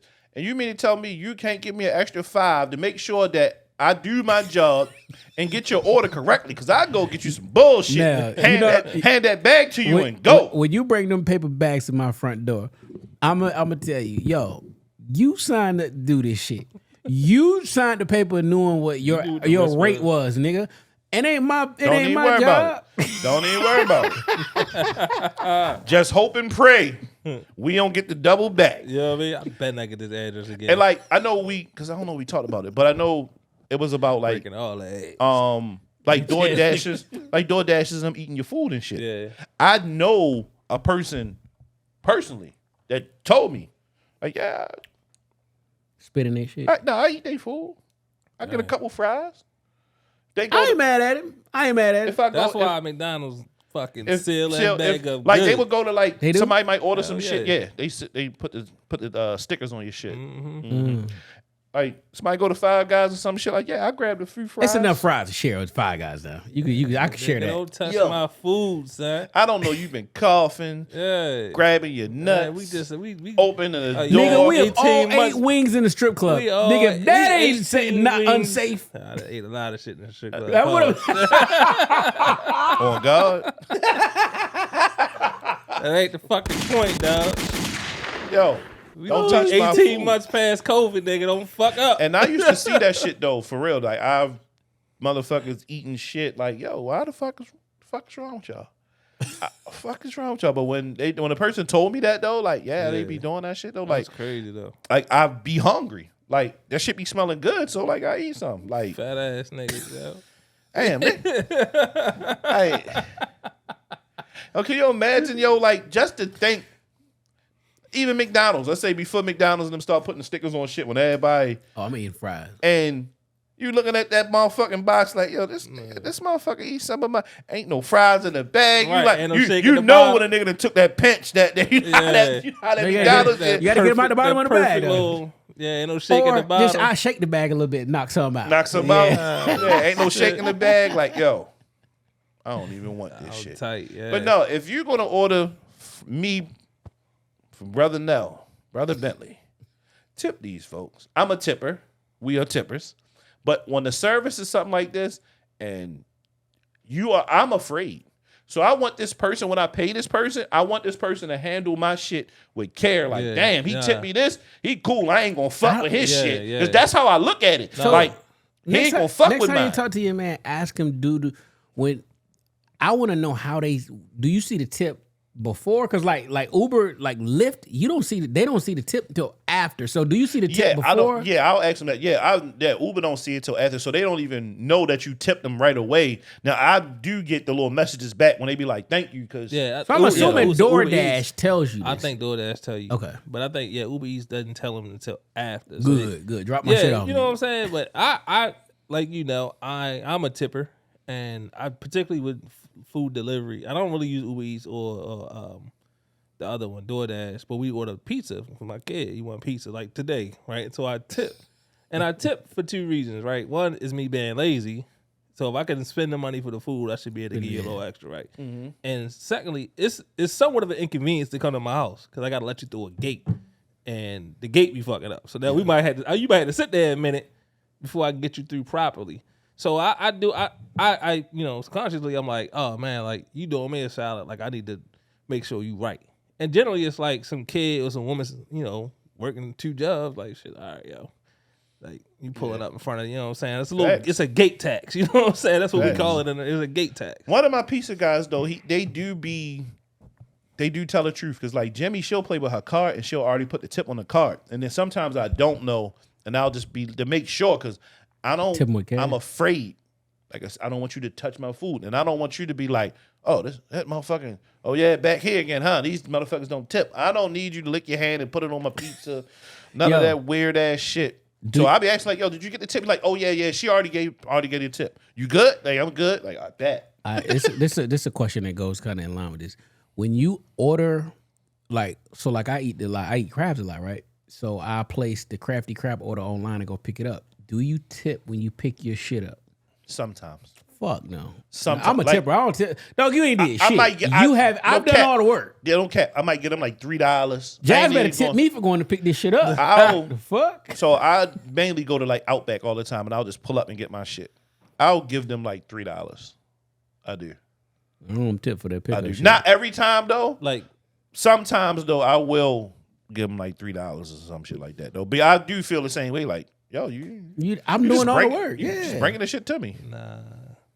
It's gotta be a place I frequent to do stuff like that. To tip them? Well, I frequent. Yeah, I feel I frequent Outback. I get some good ass wings. If you see me a lot, you know what I'm saying? Like I'll be like, all right, bet. If it's the cute chick at Crafty Crab over there by your crib, I tips her. I don't tip the other one in District Heights. Fuck them thugs. Motherfucker, them niggas on work release. Yeah. Now I'm gonna say Apple. Say Apple. Watch. They gonna punch you in your face. See Jay with a black eye. What happened? Apple. Oh shit. Yeah. Oh man. So this past weekend, Keith Lee visited ATL. So prior to all this, I never knew who the fuck Keith Lee was. I've seen him, but I really didn't know. Never knew. I've seen him. On Twitter. And if you are under a rock, I only be on Twitter for sneakers and porn. But Keith Lee is he is one of the big pause. He is like academics on TikTok for food reviews. So he comes, he went to the town. He went to ATL this weekend, and I think I got a video. And he had the internet went crazy. He had Atlanta shook this weekend. Yeah, he go all over there. Shook, yeah, but he had Atlanta shook this weekend. And let me, what is it at? Oh, here you go right here. So TikTok food critic Keith Lee is taking his reviews to Atlanta, and natives are talking all about the city vibes. Earlier this week, Keith Lee shared the reviews of several popular restaurants in Atlanta and the interesting service he received from each one. According to Lee, the restaurants in Atlanta have unique rules that non-natives aren't privy to, such as how many meals can be ordered and the fluctuation of restaurant hours. There was one restaurant in particular, the Real Milk and Honey, where Lee didn't even get actual try the food due to these rules. He couldn't make the call in to order or use DoorDash to get food, which I just told y'all, because a lot of companies don't want to use that shit because of the fees. When his family tried to walk into the restaurant, they were told the venue was closed for deep cleaning, even though people were still going on inside to get food. Oh shit, I got a video right here. Let me see if I can get it to play. Can I get it to play? Let's see. There we go. We are currently in St. George, Utah, and we at Cracker Barrel. Oh no, that's the wrong one. But anyway, He went to Candy Burris, OLG, Old Lady Gang. He went to the Real Milk and Honey. He went to few other spots. And so one of them ones, I think it was Old Lady Gang, the Candy Burris and them shit. Okay. His so I went and did my research. He basically says, even though he is a known person, his reviews, he wants to be treated like a regular person. Don't do nothing extra for me. Like I want a honest review. Don't just treat me like a regular person. So once he realized he had Atlanta shook, he sent his family in because don't nobody know what his family looked like. Right. So he sent his family in and it was like it's an hour and 30-minute wait. So cool. The family came back out. So then he goes in. And then he was like, he asked him like, yo, why is it an hour wait? He was, oh no, we got a table right now. Wow. And he was like, well, how did the table just magically appear? He was like, oh, well, the person who was on the list didn't say their name. He was like, you know what? Never mind. I'm good. We're going to go. And then he went in his car and made a video. And then he just talked about basically the whole weekend, the badass customer service in that. But let's talk about this ATL shit. Then we're going to get into black customer service. So, Well, with the Old Lady Gang, I think either the general manager or one of the managers, though, was DMing him the entire time. They knew he was there. So they wanted him to come to the restaurant. So either way, no matter when he showed up, he was going to sit down. Right. And what, like Jay was saying, he does send his family in because he's starting to get notoriety. And don't nobody know what they look like. He never shows his family, and he'll get takeout and he'll do reviews in his car. And that's what a new thing that a lot of people are doing: do the reviews in the car, right? And say how they feel about the food because it's happening here, and I know it's happening in DC. And people have said, you got people always in the uproar like, well, why he only going to black spots? Why he only? No, he goes to a lot of spots. But of course, if y'all are telling me where to go, he always asks, hey, I'm gonna go to Baltimore. So where the spots? So you're gonna say Poppy Cuisines and Miss Shirley's? Right. Nah, chill out, because that's my next little add-on question, though. My bad. All stepping right. on the door. My bad, dog. Ain't even on the board. My bad, dog. Start naming them off. Like, damn. No, finish your tail. My bad. But people always get upset. You can't never do anything right. So they were up and why is he critiquing them so harshly? Well, it's not harsh. If that's what I went through, then that's what the fuck I went through. So it's legitimate. I haven't heard him till we brought this topic up, and I looked into him as well. And he's done some dope shit. I seen him tip this dude who had a food truck. Like he tipped him $450. Said everybody gets free. What the hell was you selling? Wings? What the hell was he selling? I think he got like a burger from him because the guy was making. He did seafood, but I guess he's allergic to shellfish. I know all about this nigga now. He's allergic to shellfish. So the guy was like, well, I can make you a burger, but you had to come back the next day. And the guy, he came back because he wanted to have like all clean utensils and stuff for him. So he came back the next day and they made the burger for him. And they got into a conversation talking about how the guy was kind of struggling and Changed his whole shit. Yeah, you know what I'm saying? And he was like, I'm just trying to, if I make a couple $1 a day just to get me through, like I'm cool with that. But he gave him the burger just because he came back. You know what I'm saying? He was like, I appreciate you just coming back. Just take it. So he I guess he got his cash at him like $450. He shouted him out. Right. You know what I'm saying? Shit went ape shit. Yeah, but everywhere he go, like if he give a good review, he do that for some saying? struggling businesses. Yeah, if he give him a good review, they booming. You know what I mean? So I've seen him do some good things. Like I ain't watch all the reviews, but I don't plan on it. But from what I saw, like I'm like, all right. And if it seemed like I listened to the reviews and they seem honest, like he like, yo, everything I watched him give, it was like no less than like a 7 or 8. You know what I mean? So like, if he's saying you got bad customer service or your food is whack, I'm probably gonna trust you because the couple of reviews I seen him give was decent. Mm-hmm. So we got the birthday dinner next weekend. I get in my bag where I try to impersonate people. So when y'all start talking shit after next week, I can start talking like your girl, right? So I'm watching this Keith Lee shit, right?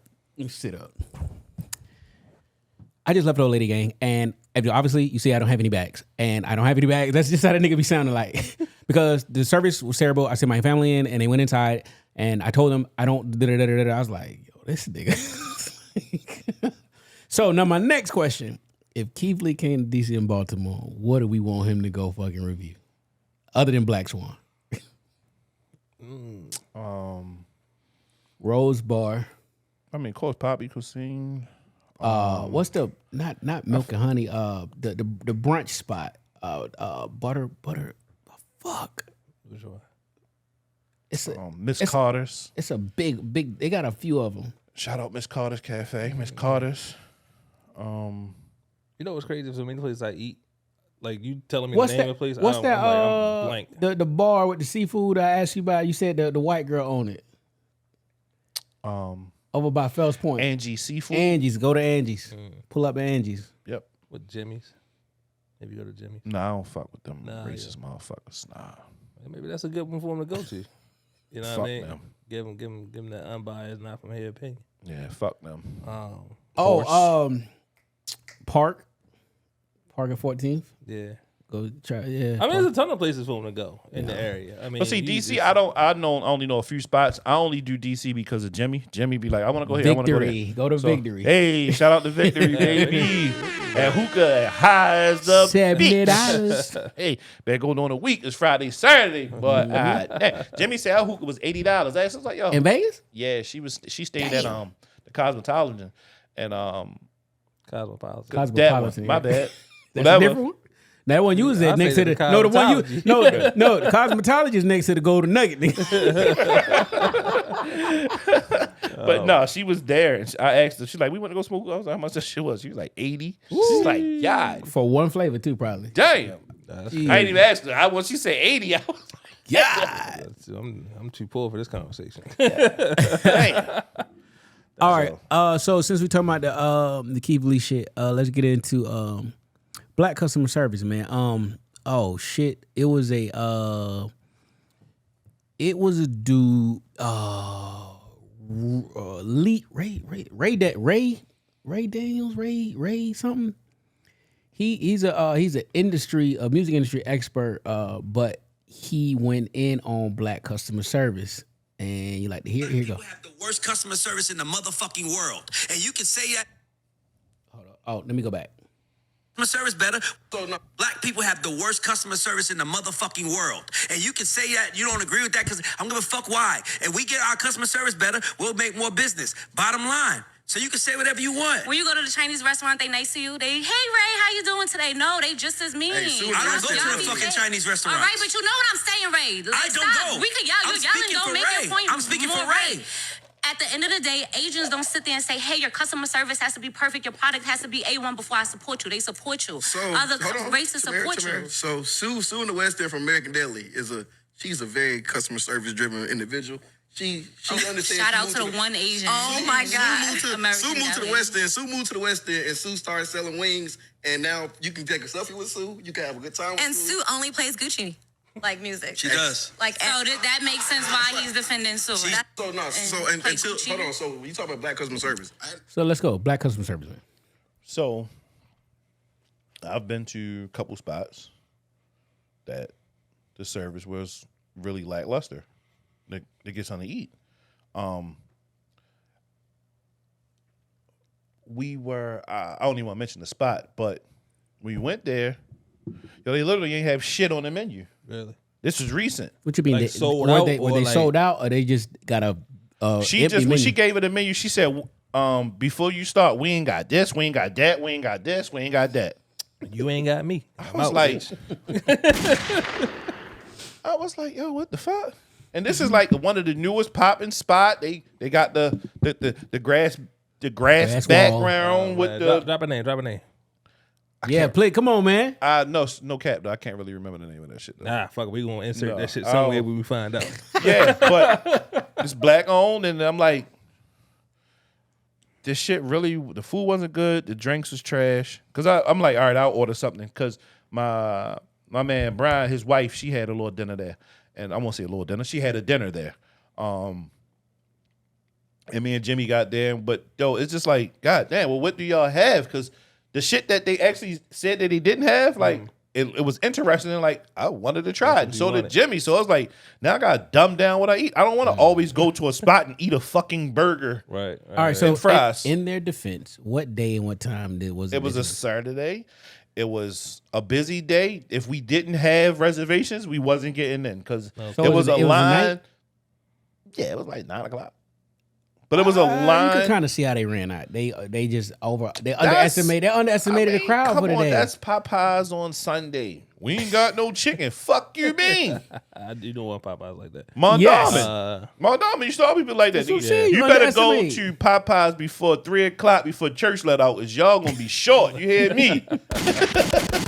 I think what Jay said is, I mean, it's valid. If it was later, you know what I'm saying? If you got seafood, stuff like that, and they tend to get fresh seafood, so yeah, they probably underestimated the amount. But like, if it tends to be everything on the menu, and then like you said, you just eating burgers and French fries, that's poor business decision. But if you're a popping spot, like your popping spot, like this is a popping spot. Like I heard of it, like all right, they popping. I've rolled through that sort of line, like damn, what place is this?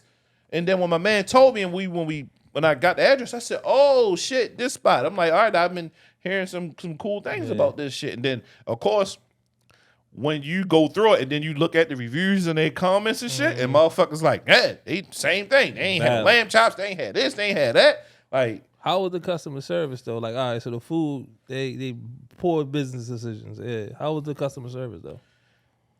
She was young. After she told us that, it was just like you had to hunt her down. Oh wow, I hate that. Yo, that's the worst. And she was basically working our table, and there was another table right there, and another. Then it was like waitress, it's booths. or the owner, the waitress, okay. The waitress. But like she was around, but then it was like, where the fuck did she go? And we waiting because like we ready to go now. And then like everybody started leaving and shit, and me and Jimmy trying to pay the fucking check. Like yo, people waiting on us because we came late. We came later, and we try to pay the check so we get the fuck out of here because we was just gonna move on to another spot because that shit just was boring. Yeah. But that, and I've had another service but this was trash. Wasn't good. Like, it's not.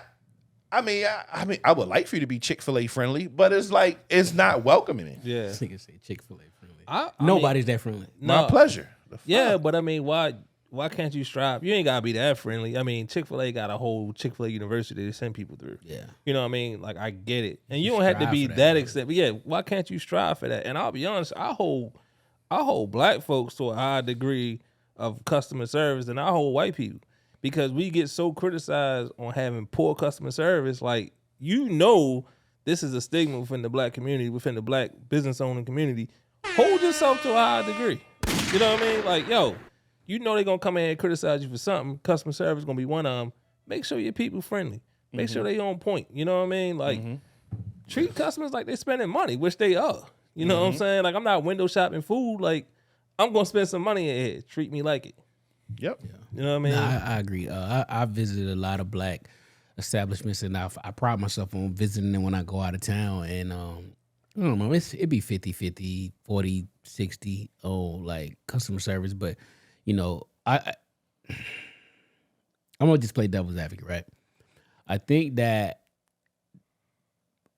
not all, majority of the poor customer service come from the attitude towards other blacks where we don't ask for a discount. We don't ask for all this other shit at a white establishment. But the moment we come into one of our own spots, it's like, oh, why it's got to be this? And you can't take this off of this. And I'm assuming they just tired of that shit. So now it's that disposition to another brother or sister. Like, man, fuck out of here with that shit. Like, here we go. Here we go with this bullshit. He coming in here dripped up with the best shit, and his nigga came in, he gonna leave a $3. You know what I'm saying? It's sort of them things. And I ain't never wanted to cut no, but give nobody no bail. But I'm just playing devil's advocate for the sake of the podcast that maybe in their mind is like, here they go, because you don't go into Philippe Child and what's the steak? Not the steakhouse. Ruth Chris? No, other one. Whatever it is, but you don't go in these places asking for a discount. Like, why you? We don't. My do version that, asks for this kind of restaurant is, do y'all have any happy hour specials? Or late night special. That's my equivalent of asking for a discount. Retired. Do you provide any? Yeah, we military. If it's a chain, if it's a chain or something like that, I'll do it there. I just went to a dope spot up in Bowie, Maryland called Black Cow. Wife and I went there. Spot was dope. Black owned. Food was good. The drinks were good. Yes, sir. The vibe was chill. The people were friendly. You know what I'm saying? The staff was interactive. Like, that's what you want. You know what I'm saying? Like, I want that experience. Now, hopefully when I go back, I get that same experience and it just wasn't a one-off. You know, it wasn't payday and they was feeling good. You know what I'm saying? Like, it was, you know what I'm saying? Like, that's how they carried themselves. And that, I mean, like I said, everybody in there was friendly. Wife and I had a good time. And we went there for happy hour. We got there just in time to have for happy hour. So all I do for me is like, I can order, you know, cheap. I'm going to still bust out the same tip. I'm still going to tip out well. You know what I mean? So I just be friendly, man. Like, I'm spending money. Want me to come back. Yep. Because the first bad vibe I get, I'm out. I'm checking out. I don't want, my attitude going to be fucked up. You know what I'm saying? So I'm waiting for one of y'all to say something slick. You know what I mean? So it's just, So look, right? So Peter shit was here. Bar one. So me and Jimmy go to bar one, but we go during CIAA. We get in, cool, sit down, cool. Nigga, I don't think we placed the order. I literally like an hour. Well, to his defense, I that got is you. No, CIAA. listen, I got you. Look, listen. So what kept us there was laughing at his ass because he was wet out his mind. Right, he was on his Dame Dash shit, had 2 bottles in his hand. He drinking. Every time he was in the private room. So like where we sat at was directly across from the private room. So somebody was over in there having a party. He sliding the door shut. He's drinking and shit. So he come over. He rapped us and everything. The music was lit. What kept us? So people started noticing like, yo, y'all haven't. Nobody eat. So the chick was like, y'all haven't. Shit, let me get my my homegirl, waitress. Waitress come out, she got out food. Like I say, we literally was there an hour without even placing an order. All we had was water. Y'all ain't get no drinks or nothing. Water. Y'all better than me. Y'all better than I'm me. Y'all patient as shit, boy. Literally water. That's it. Yeah. But to motherfucking food. Nigga. Yeah, it was like that. A fucking missile. All I had was wings out of there. The habanero wings to the moon. Yeah. I went there for that grand opening. I had lamb chops. I can't remember what Jimmy had. That shit made up for it. All right, well. But now, if I try my best to not always be the mean asshole. So I was just chilling. Like I say, the DJ was jamming. Me and her were having a good conversation. Then we'll also bring up like, well, when the fuck is one of these bitches gonna stop? And notice that we still got the same warm ass water now that we did. We came here an hour ago. But yeah, Peter's spot was like that. And then another thing. So you heard a lot from women, that like how hairdressers have changed over the years.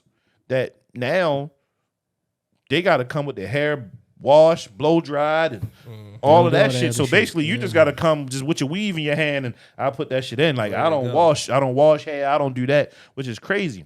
So I was actually talking to Jimmy about this probably like a couple weeks ago, and we talking about getting manicures and pedicures. I go all the time. I love it. It's my R&R. Something for the women. I wish bro. Donnie would tell me to show up my shit lined up. Hey, come with your own chalk, big guy. Yep. And I was talking to Jimmy, and she was like, I want to go to a black person and get my nails and feet done. She was like, they don't do feet. Good luck. Yeah, no. She was like, and she said that though. I'm like, yo, it's like you beneath somebody when you do that. My friend of mine, she was doing it, but she don't promote it anymore. So I guess she don't do it anymore. But she used to promote, she was doing hands and feet and shit like that. So I guess she doesn't do it anymore. But like, I want manicures and pedicures. I want my motherfucking feet rubbed and all that, and my motherfucking toes clipped. But for a black person, you don't see that. All they want to do is just put a whole bunch of designs and some junk and shit on your goddamn fingernails. Dog, you got to think about what you asking for. It take a person to be real humble to get on their knees, squat down, sit on a stool, on a and chair, rub your fucking feet, get your heels, all of this shit. Yeah. Put the pair, nigga. But they do it. I mean, You're I'm gonna say looking they down- like I don't because I don't know. I'm looking down on somebody as they like that is such a. And I'm gonna take this picture and then watch you while you got this big ass 14 in your fucking hand while I'm just like this. That's why. And you wonder why I do it. That's it. But they don't know I'm on my phone. I'll be like I'm playing my games, and I'll be still playing my games So and you then tag 'em on taking Instagram. pictures and shit. No. Like, bop. But why? No, if I knew how to do it, Yeah. come see me. All right, so now you got the big what's the big ass wrestling ass nigga who played football? Mark, what's his name? Mark Henry, who? Mark Henry. Yeah. You got a big ass nigga like Mark Henry, like, yo, do these feet, nigga. And he sit in a chair. Maybe without the nigga. Yeah. Do these feet, nigga. If that's my job, that's what I gotta do. All right, now. You saying that this big 400-pound ass No nigga? cap. I mean, sitting if that's what I do, yeah, okay. this is what I got. And then he's sitting Care there, as long as they got to do it. and he's sitting there like, yeah, babe. Oh, this nigga down here, he taking long But on that's my. cat. bitch They ain't ass gonna nigga. do that though. And men don't. And when I go to these spots, a man has never touched my feet. They don't think about it. I don't. So what mean, if you go to the spot with Jimmy and the only nigga that touching feet is a man? You let them rub on your feet, dog. I had to do my shit, but he ain't rubbing it, dog. He don't rub it. The nigga I just. mean, they don't massage it. I mean, now Just she cut- massaged my legs though. Like Nah. that should be the best shit in the world when she massaged my no legs. side. No side. But The no, I woman- don't. I don't want a man. No, I don't want a man. But can y'all get a massage from a man? I was just talking to Jazz about this. I don't understand the thing about going to spas if I'm not sore. It's doing to me. It does more harm than good. You fucking digging in me? I ain't hurt. Can you get a massage from a man? Nah, I'm not doing it. I'm on my Dame Dash shit. Nope. Nah, certain things got gender. The last I just That nigga before the was race. That nigga was digging in you like one of them chicks. No, huh? I did. So before the race, before the marathon, Yeah, the I shirt got off. I got a. Next question. Now, like, this is my this is my strength coach. This my running coach. You just named it. You named it. Yeah. Yeah, This, my God. This is my Okay. strength coach. Jokes on now. All right. Nah, go ahead. Go Nope, ahead. jokes on now. All right. This is my strength coach. All right, fuckers. Jokes on now. Oh, I can't wait to find the artwork for this. Okay.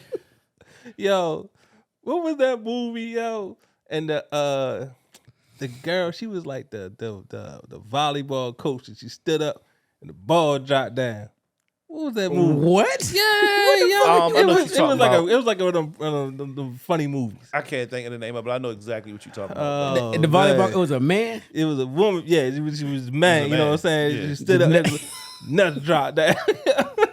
I can't think I of gotta that find that. That's it. But no, I went and So tell us more about your strength coach now. So my strength coach, I think his name is Will. His name is Will. Like no, so soon Y'all as on it was first name like, basis too, huh? yeah, man. I mean, All yeah. right, okay. So No. it was the crazy thing about Mr. D. everybody. Let's take a break. Let's take All right, yo, Jeezy album come out tomorrow.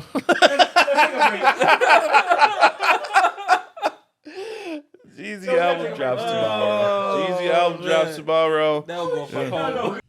And we are back. Man, Had to get our life Yeah, together. had to real get quick. our shit together. All right, so enough of the male massagers and on to masseuse, man. masseuse. Okay, cool. Just buffer. Skims partners. Yo, we gotta take another break. Yeah, I started it. All right, just keep going. You try to throw it up. And then we roll right into Right. Then you go to Skims. Right, Skims. Yeah, no, Skims keep- partners with the NBA to be the official undergarment for the NBA. I know Nike a little salty about this, but listen. Kanye owns 5% of Skims. This is free money, dog. Yeah. Oh, This he- is a he own a this part is- of Skims? hell, he started it, but this is hers. So It's like baby fat. pretty much, Yeah. pretty much. Doing a lot better. I think this is a dope move. I don't own any Skims, and I went and did my little market research, and they joining niggas who wearing Skims. So But how would you know? yo, listen. Yeah. Cam was like, somebody sent me the tank top, and I ain't gonna lie, my ribs is hurting, but it was hurting. And Cam was like, He was like, you know what? I ain't gonna say nothing because when I do, they say it's bullying. So- That shit probably extra snug. You know, it's probably what it is. I mean, I don't. If it's good quality and the price is reasonable, like, how would you know? You know what they I'm saying? said they sold out. I think it was in 5 minutes. Of course they did. 5 minutes. So a 3-pack of men's skim briefs, $52. How much is the Supremes stock regular price? Like $25. It ain't. But Hanes, it's like 30. Okay, it's cheaper. Yeah, cheaper. I mean, excuse me. I know it's cheaper. Pack of 3. Yeah, about so 30. So 20. Yeah, I mean, if we talking just some basic ass cotton and it just got skims on there, like, I'm good. Supreme is $40. Oh, is it really? But that's a 4-pack. Okay, so $10. You get an extra. Four pack of briefs for $40. The bonus pack. All right, well, shit, Yeah. So, I mean, I don't see. I see. I mean, it's cool. I mean, I'm looking at them now. I mean, they basically the Kanye colors, the earth tones, the earth tones. So you can match them with your power phases like Tay or shout out. your Yeezy slides or some shit you want to walk around.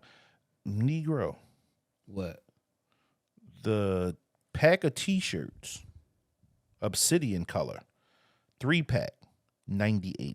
Obsidian is blue, is what I'm assuming, right? Yes. Okay. Just thought I'd make sure I was making sure. For the tank tops, undergarment tank tops, $88 for a 3-pack. Yeah, that's all right. It's dead on arrival for me. Trash. Yeah, I'll buy the Kip joints. Yeah. I'll just buy the Supreme. I mean, Yeah. Yeah. But if I want like colors, like Supremes is pretty standard. Like white and black. Yeah, Kif does like they'll do earth tone, they'll do like a tonal pack or something like that. And then I think they may be like 60 for a 3-pack. And then I mean you got a couple NBA players that signed on. Of course, they get that bag. Like I don't even Absolutely. I know it's like Shea Gilchrist and I forgot whom else is. Skims worth like a fucking $1 billion. Yeah, get that bag, shorty. I see her going to the NBA. I mean the NFL next. I really see. Yeah, I see. I salute it, man. Get your money. I mean, if I was an athlete in a league, and if they wanted me to sign on, I'm signing on. Yeah. Cut the check. Yeah, get in early. Yeah, get in fucking early. Yeah, cut the check. All right. Former NBA player Joe Smith. Which phone is this? It's on this one. Finds out that his wife has OnlyFans, and man, and she's a former porn star already, so he knows she was outside. Okay, so that's the part I did not know. Yeah, she's a former porn star. Okay, That's the part. Well, the part where you were like, "Oh, you knew my past." I'm sitting here just finding out you got an OnlyFans page. Out of all these years, yo, the disrespect that comes with it, that you couldn't even talk to me before you did it, that's bullshit, yo. So that's Joe Smith going off. But don't worry, wait, there's more. I got my own little Joe Smith story breakdown because Tends to me. I'm gonna tell you this is what I'm gonna do. She come to me and I was like, damn, baby, why you didn't tell me you had OnlyFans? She's like, I'm sorry, Shannon, because I know you was gonna be upset. And you know, but here's my last month check. I look down at that thing say 200,000. I don't know who you had filming, but I'm in charge now. That's my job. That's my job now, Ocho. my nigga. Man, fuck this. I had to be a little humorous though, yeah. This shit is collusion. They are colluding, just like Will and Jada. You think so? Fuck yes, yo. This shit, yo. I'm sure the niggas is out there subscribing to this shit after they found out. No one fucking knew. She's not that look that. She don't look that good. Not to get no $5. But you know, people could just. Some people look at $5 just to see what the fuck they talking about. All right, even if it's the one time she got a boost. This shit is nothing more marketing. This is fucking marketing. You know what I'm saying? I'm gonna play devil's advocate then. Cool. Let's go. Do you? She said a lot without saying a lot, right? So basically, she's saying Joe Smith broke, and I'm doing this because you broke. I'm doing this because I'm used to a certain lifestyle, and you can't provide it. I also watch other videos in which she said, when I met Joe, I was living in Europe, and then I came to the States. She sing R&B. That's how I ain't know nothing about porn. She said she was a singer. So she was like, my career was okay in Europe, but it didn't pop off. So by the time I realized who Joe was, I moved back here, and by that time we was engaged, and I was. She said she assumed that because of who he was, who he worked for, and the money he had, will put her in a position to elevate her music career. I ain't know nothing about this porn shit. So I say all that to say that maybe she was used to a certain lifestyle, and we don't see Joe Smith on TNT. We don't see Joe Smith on podcasts and no shit. I didn't even know Joe Smith was still alive. Keep it a buck. Yeah. I keep mixing this nigga up I keep mixing this nigga up with the Joe Johnson who played for the Brooklyn Nets. So I think this is real. Maybe they broke. Maybe they are. And maybe they found that they can stir this up. Well, right now they say my man Joe is only worth $100,000 after earning. I'm richer than Joe million. Smith, my nigga. So after earning $61 million in earnings in the NBA contract. All right, so this is the perfect springboard to kick this down. They on a marketing run. Her page might be booming. Now he gonna get some interviews. He ain't getting shit. Yeah, he might. Somebody gonna check. Joe Smith has not opened his mouth since that video came out. All right, it's all in the plan. So his last contract was back in 2010, and that was for 1.3 after taxes, 560. So he made the bulk of his money. Let me see. When he first got into the league in '95, he signed for 3 years, $8.4 million, and then he went in 2000. He signed for $2.2 million. That's one. So he had $5 million in then he went to Minnesota, signed for 2 years, $9.5 million. Okay, so that's another 4. So he had 8. So then that's when he was the man. He started getting some money. He signed for 6 years, $34 million. Basically 5.6 so per. he close to 30 now. After taxes. After that, in 2007, 2008, for 2 years, he signed with the Bulls for 2 years, so $5 million a year.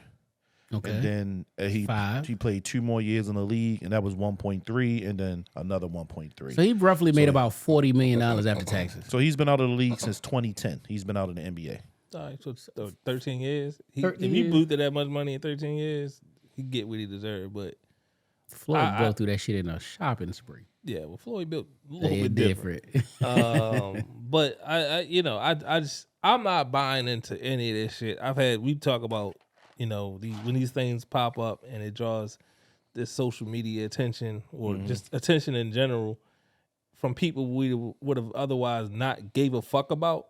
And I'm like, it's all a part of somebody's fucking plan. And I'm not paying any more attention to this. You always say that. I don't believe shit nobody say. I don't believe the shit. No, it's tough because it's hard to believe this shit now. So not saying I don't know Joe. I don't know Joe. Because we on both sides. Where you stand? So me, I'm on this kind of sort of like he knew skit side, not skit, but side of it. Only because when they were going at it, right, and she was recording them, and then he like, you record me? The Darnell and me would have smacked that fucking phone so far. The phone wasn't in her hand though.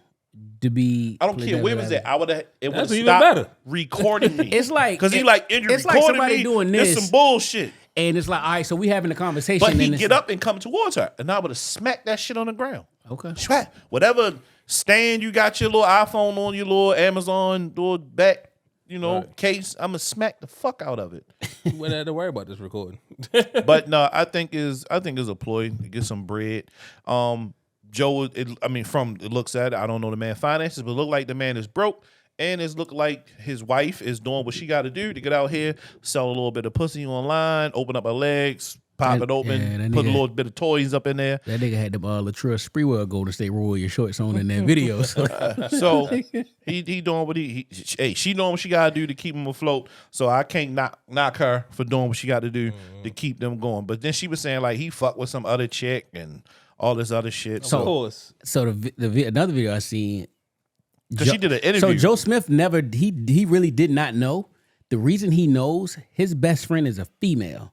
And the girl went, because she kept saying, well, Joe, the link has been on my Instagram. Joe, probably one of them niggas that, like, I ain't never seen Joe Smith on Instagram. So he probably has his Instagram, but he probably don't run it or just don't be on Instagram. His female best friend went to his wife page and I guess seen something. Then went to digging and shit. And was like, oh, Joe, guess what I found?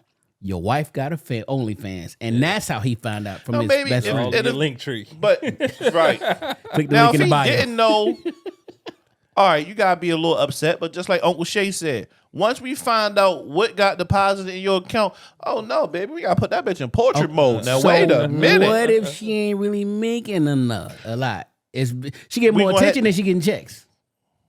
We're gonna have to figure out how to get this old pussy popping. I don't know. We're gonna have to get, if I'm broke, we're gonna have to figure it out. That's prostitution. This was her not on OnlyFans, it ain't. Her video interview for Real Housewives of Name a City. There you go. Yeah. She'll be right in Potomac. Or what's that they used to do Baddies. couples rehab or something. Yeah. Yeah, it is. Absolutely. We figured it out. Cut the check. We figured it out, Joe. We figured it out. Yep, cut the check. We did it, Joe. We did it. We did it. We did it, Joe. Yo, what is a good I'm sorry I cheated on you gift from your woman? Like she cheated on you. She cheated on you or you cheated on her? No, she cheated on you. And you found out what's a gift like, yo, my bad. Get Ain't the gonna happen no fuck more. out. That's the gift for me. Get the fuck out. To death do us part, nigga. So now what's the gift? Nah, bitch, you forever in debt. Okay. You forever in debt. And I could be the dirtiest nigga in the world, but I ain't get caught. You gonna run it up? Yeah. You gonna run the tab up? Forever in debt. She couldn't, I'm quit my motherfucking job. Bitch, you got it. You got it. Fuck out of here. What you got? I don't know, yo. Like that's hey, might cost you a lot. Might cost you a whole lot. But it's gonna cost you. It's definitely gonna fucking cost you. That's an alternate. It's gonna cost you. That first one though. Fire that first name. Nah, that's crazy though. Like I mean, I don't know, yo. I don't know. I mean, of course, that's like the thing. Like you try to financially buy someone. Like, I love you. I'm sorry. Look, I'm gonna buy you this and buy you that. Like, bitch. So, I mean, I'm gonna take every last damn. I'm still gonna like, bitch. You say it like that? Yeah, absolutely. That's how I say it. Pimp shit. Bitch. I honestly, But, I don't know what you could give me. I don't know what you can give me. I mean, I want to date just 42 millimeter. Now I'm gonna tell you, you forever indebted to me, and the cheat back is not enough because now it's just like it's like that, and this we even no. I wanna fucking take this shit and stretch this pack as long as I could fucking, especially if I ain't leaving you. Yeah. Oh yeah, I'm stretching this motherfucker out as long as I can. Make them walk on eggshells. Hell yeah, nigga, for nigga, what? Yeah. Do it for the city boys at least. Mm-hmm. Got to. I'm outside. You better be in the house. I'm outside. Yo, listen, I don't post now, but shit, nigga, I'm feeling my not my story, nigga, my timeline. All kind of strippers on my shit. Oh, bad. Nigga, what? What's your name, baby? Okay, say it for the camera. All right. Sunshine. Sunshine. Just call me. Just call me on the front though.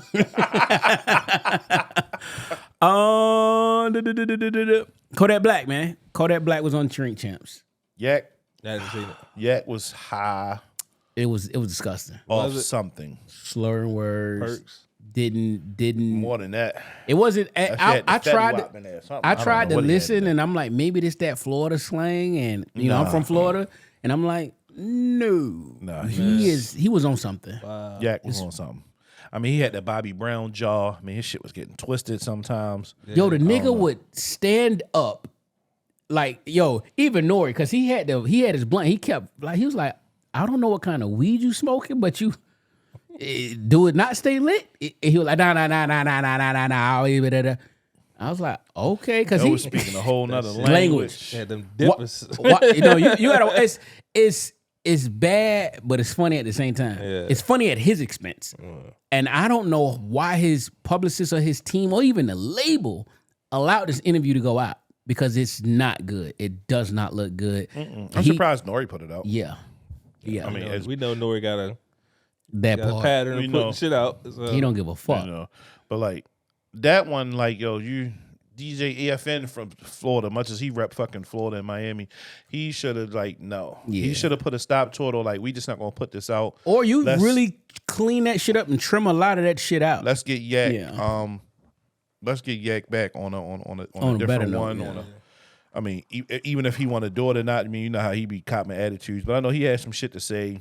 I know he put out something about 21 Savage, him not fucking with 21 Savage anymore. He talked about T.I., he talked about Boosie, he talked about the but what's the name called Cap on that shit though? Who? T.I.? 21 called Cap well, they was like they asked him. He didn't stop fucking with him. He was like, I'm not gonna stop fucking with you because I'm hanging with Drake. I'm doing songs with Drake.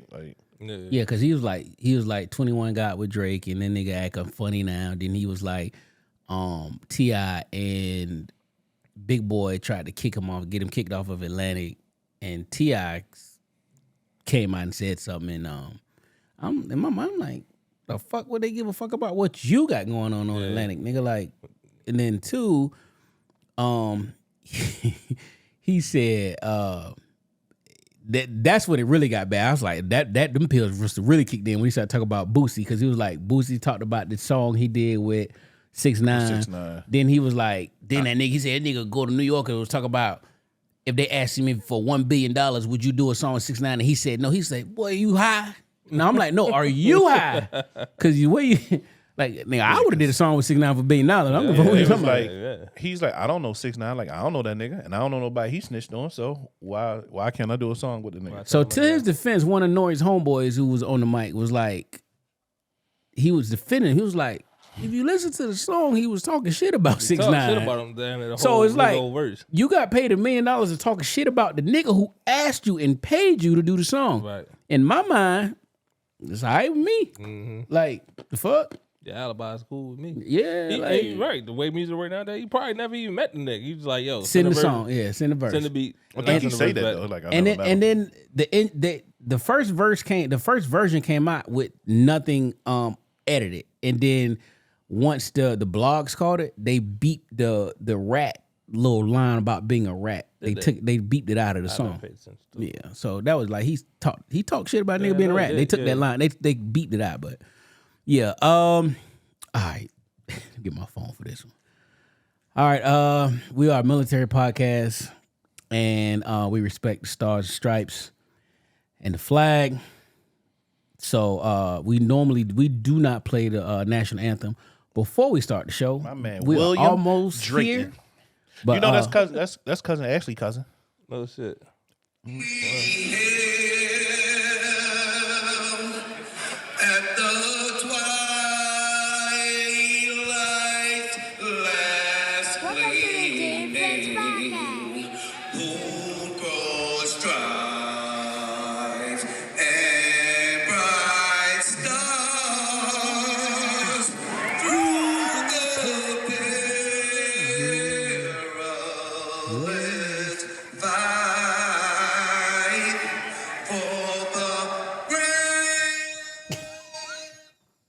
Yeah.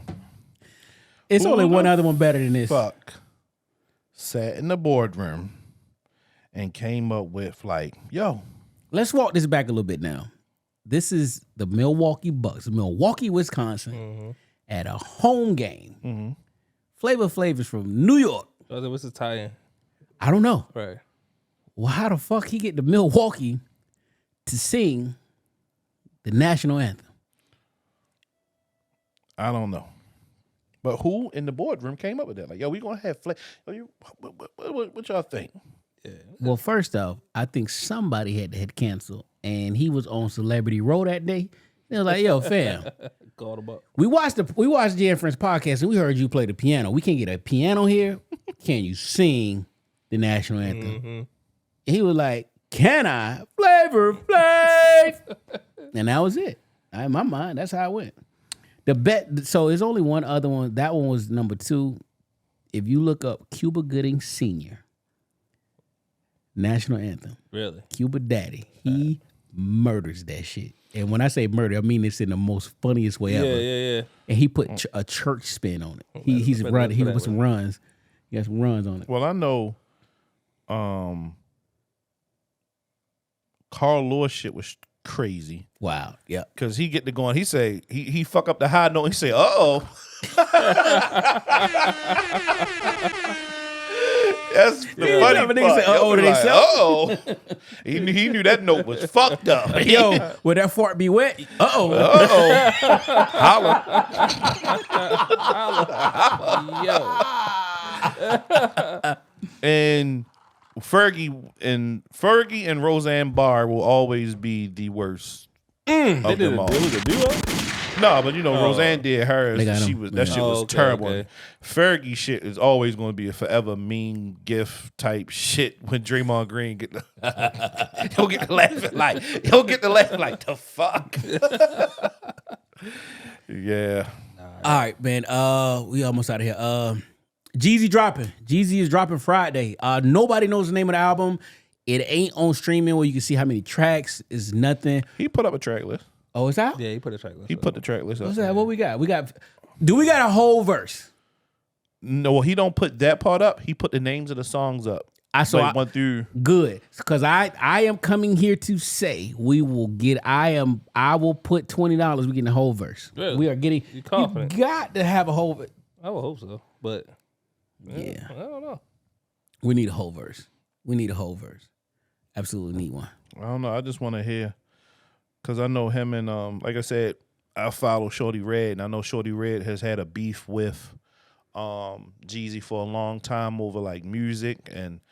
Oh, they beefing? Yeah, don't fuck with each other. Oh, I'm at the part in the book where like he met Shorty Red. So dang, that's crazy. Yeah, like Shorty Red been fucking producing tracks since he was like 13. He done made some. Shorty Red got some fucking Fire. No, classics fire, under yeah. his belt at like 13 years old. Mm-hmm. So like listening to Shorty Red was a rapper first. Jeezy want him to produce. Shorty Red want to rap. And he goes off on tangents like Shorty Red, like I was telling you, Shorty Red going on live right now at 9:00. I can go to sleep, wake up, and go to work at 5 a.m. Shorty Red is still on live on his 100 Newport. Yeah, he was in his talking book, shit. In his book, when he first went from the streets to rapping, he was like, "Yo, Shorty, how much for a beat?" And he was like, "I normally charge 20, but I give it to you for 7." He was like, "Shit, I take 10 then." And the shit just kind of grew from there. Yeah. But So fire he book, got man. the joint with like people, I guess. Well, I know he had a problem with a few of these people. So Carbon 15 used to be one of his rappers. They had a falling out. Freddie Gibbs is not on there, but I think because they squashed their shit, I think that's probably why he doesn't do a Freddie Gibbs joint.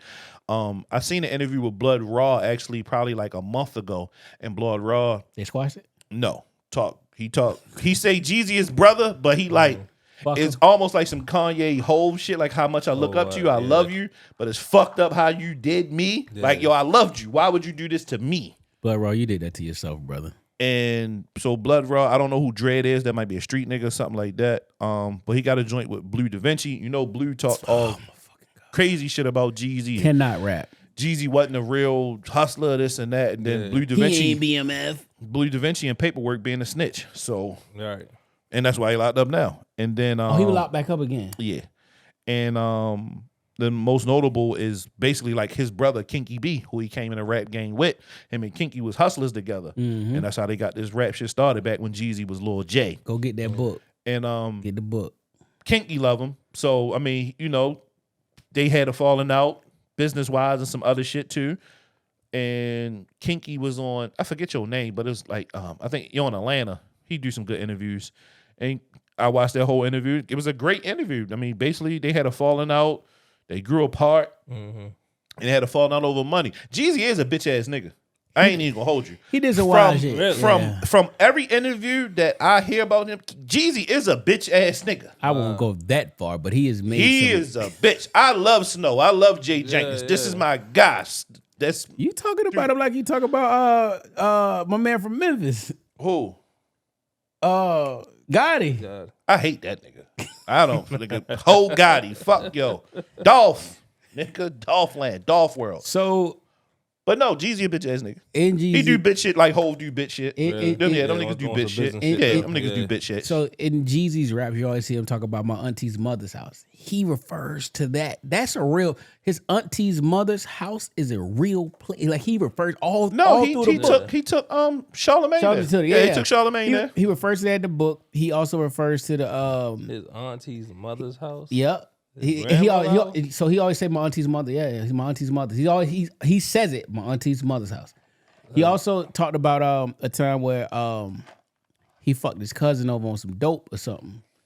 No, his cousin was laid up with a chick in the city, but he told his main chick he was out of town. So the girl ran up on Jeezy like, "Yo, when your cousin come back out of town?" He was like, "My cousin was never out of town. He at my auntie's mother's house with a chick right now." Dang. So his cousin ran up on him and chased him. He said he got away. And then he was like, yo, his cousin got a plate and just put a bunch of dog shit on it and chased him down and smeared the dog shit all over him. Told nigga, you always close your motherfucking mouth. Don't ever talk about nothing. Ever. Like this book is fire, dog. Yeah. Fire.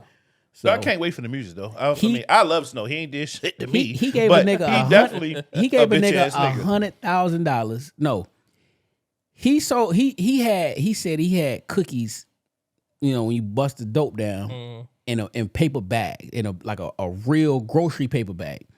The nigga gave him a bag and it looked like he had the 20s on top. He said he got in the car. He started sifting through it. It was nothing but motherfucking ones. That nigga said I dropped that bitch and drive. And he said, that nigga hopped on 95, I hopped on 95. He said he shot that nigga shit up. Bah, bah, bah, bah, bah. And then he's like, he see the nigga pull over, bah, bah, bah, bah, bomb. Then he called his cousins. They stripped the car, burnt the car, boom, boom, boom. Then later on, the nigga called him like, yo, I got your money. And it was just the book. Yo, I'm only on chapter 7. The shit is amazing. Where Jeezy from? Because he's not from Atlanta. So I forgot what part of Georgia he's from, like a small outside town. of Macon. Yeah, outside of Macon, Georgia. Like he really was getting money. And then when him linking with somebody hearing and Big Meech hearing the music, and Big Meech was at that time starting a label, and then he got down with BMF. He saw that Jeezy was getting down where he was from. Nah, he said the story a little different. I'm at that part in the book. He meet J-Bo first. And, he meet J-Bo first. And J-Bo seen his watch glistening. He was like, oh, that's a nice little timepiece. He's like, yeah, it's a little Richard Mueller. And he was like, oh, I got a few of those at the crib too. And he's like, J-Bo put his arm out the car. And he was like, oh, that's a nice little timepiece too you got.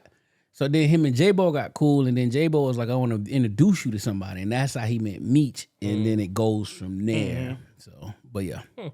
Free J-Bo, you dumb old fuck. Yeah. Dumb motherfucker. Last before we get out of here, Washington Wizards. This is some nigga shit if I ain't never seen so myself. The Washington Wizards are introducing sections to the NBA. The sections cost $128,000 for 42 home games. You want to split that? Nah, that nigga buy that test. You can't do that now. For 42 games of the season, and will fit up to 4 to 6 people per. Listen, the way to so. I don't know if y'all don't know, but when the Wizards arena used to just be a regular arena, then they went on some Atlanta shit and right behind the rim where normally seats start, they put a DJ booth. That's where ticket used to be at. And then they pull that shit back, and now they're gonna make that shit sections. Because my season tickets was behind the basketball rim, 3 rows back. So now it's sections, $142,000 for 4. So let's bust. Hold on, that might be all right. Wait. Let me do some math. People, that's like what, $25,000 a year.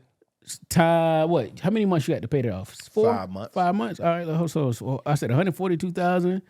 We're gonna divide that by 4, and then we're gonna divide that by how many months? 5. 7,100 a month. Okay. Nah, they don't win enough for that shit. Fuck That's just like when I was talking to Jay. Okay. I was talking to Jay, and I was thinking about fucking with the season tickets, and they told me $2,400 a month. Okay, but so they were great seats though. So let's they do were 3. They were 6 rows from the floor. Yeah. So they were great seats. But then my man he has floor seats. He sit on the wood, behind the basket. You do. That's my dream is get on the motherfucking NBA wood. Fuck that shit. And that's what Will said. Oh, that's what the white dumbass said.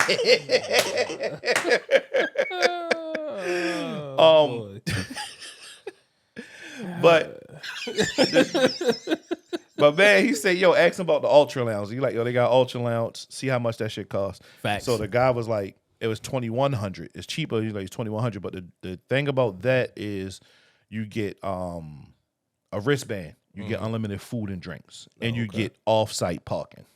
Oh, all right. Fuck that. I need to be under the building. So basically, I guess for $2,400 versus $21, you just taking the fucking parking from parking under the parking and the food from park, because you still get a food voucher though. Because when I used to get my season tickets from my boss, he would give me 2 tickets and you got like a $50 food voucher. Oh shit. So okay. and you get to park under the building. Yeah. So Yeah. but I was like, if I don't get the whip, I'm getting these season tickets.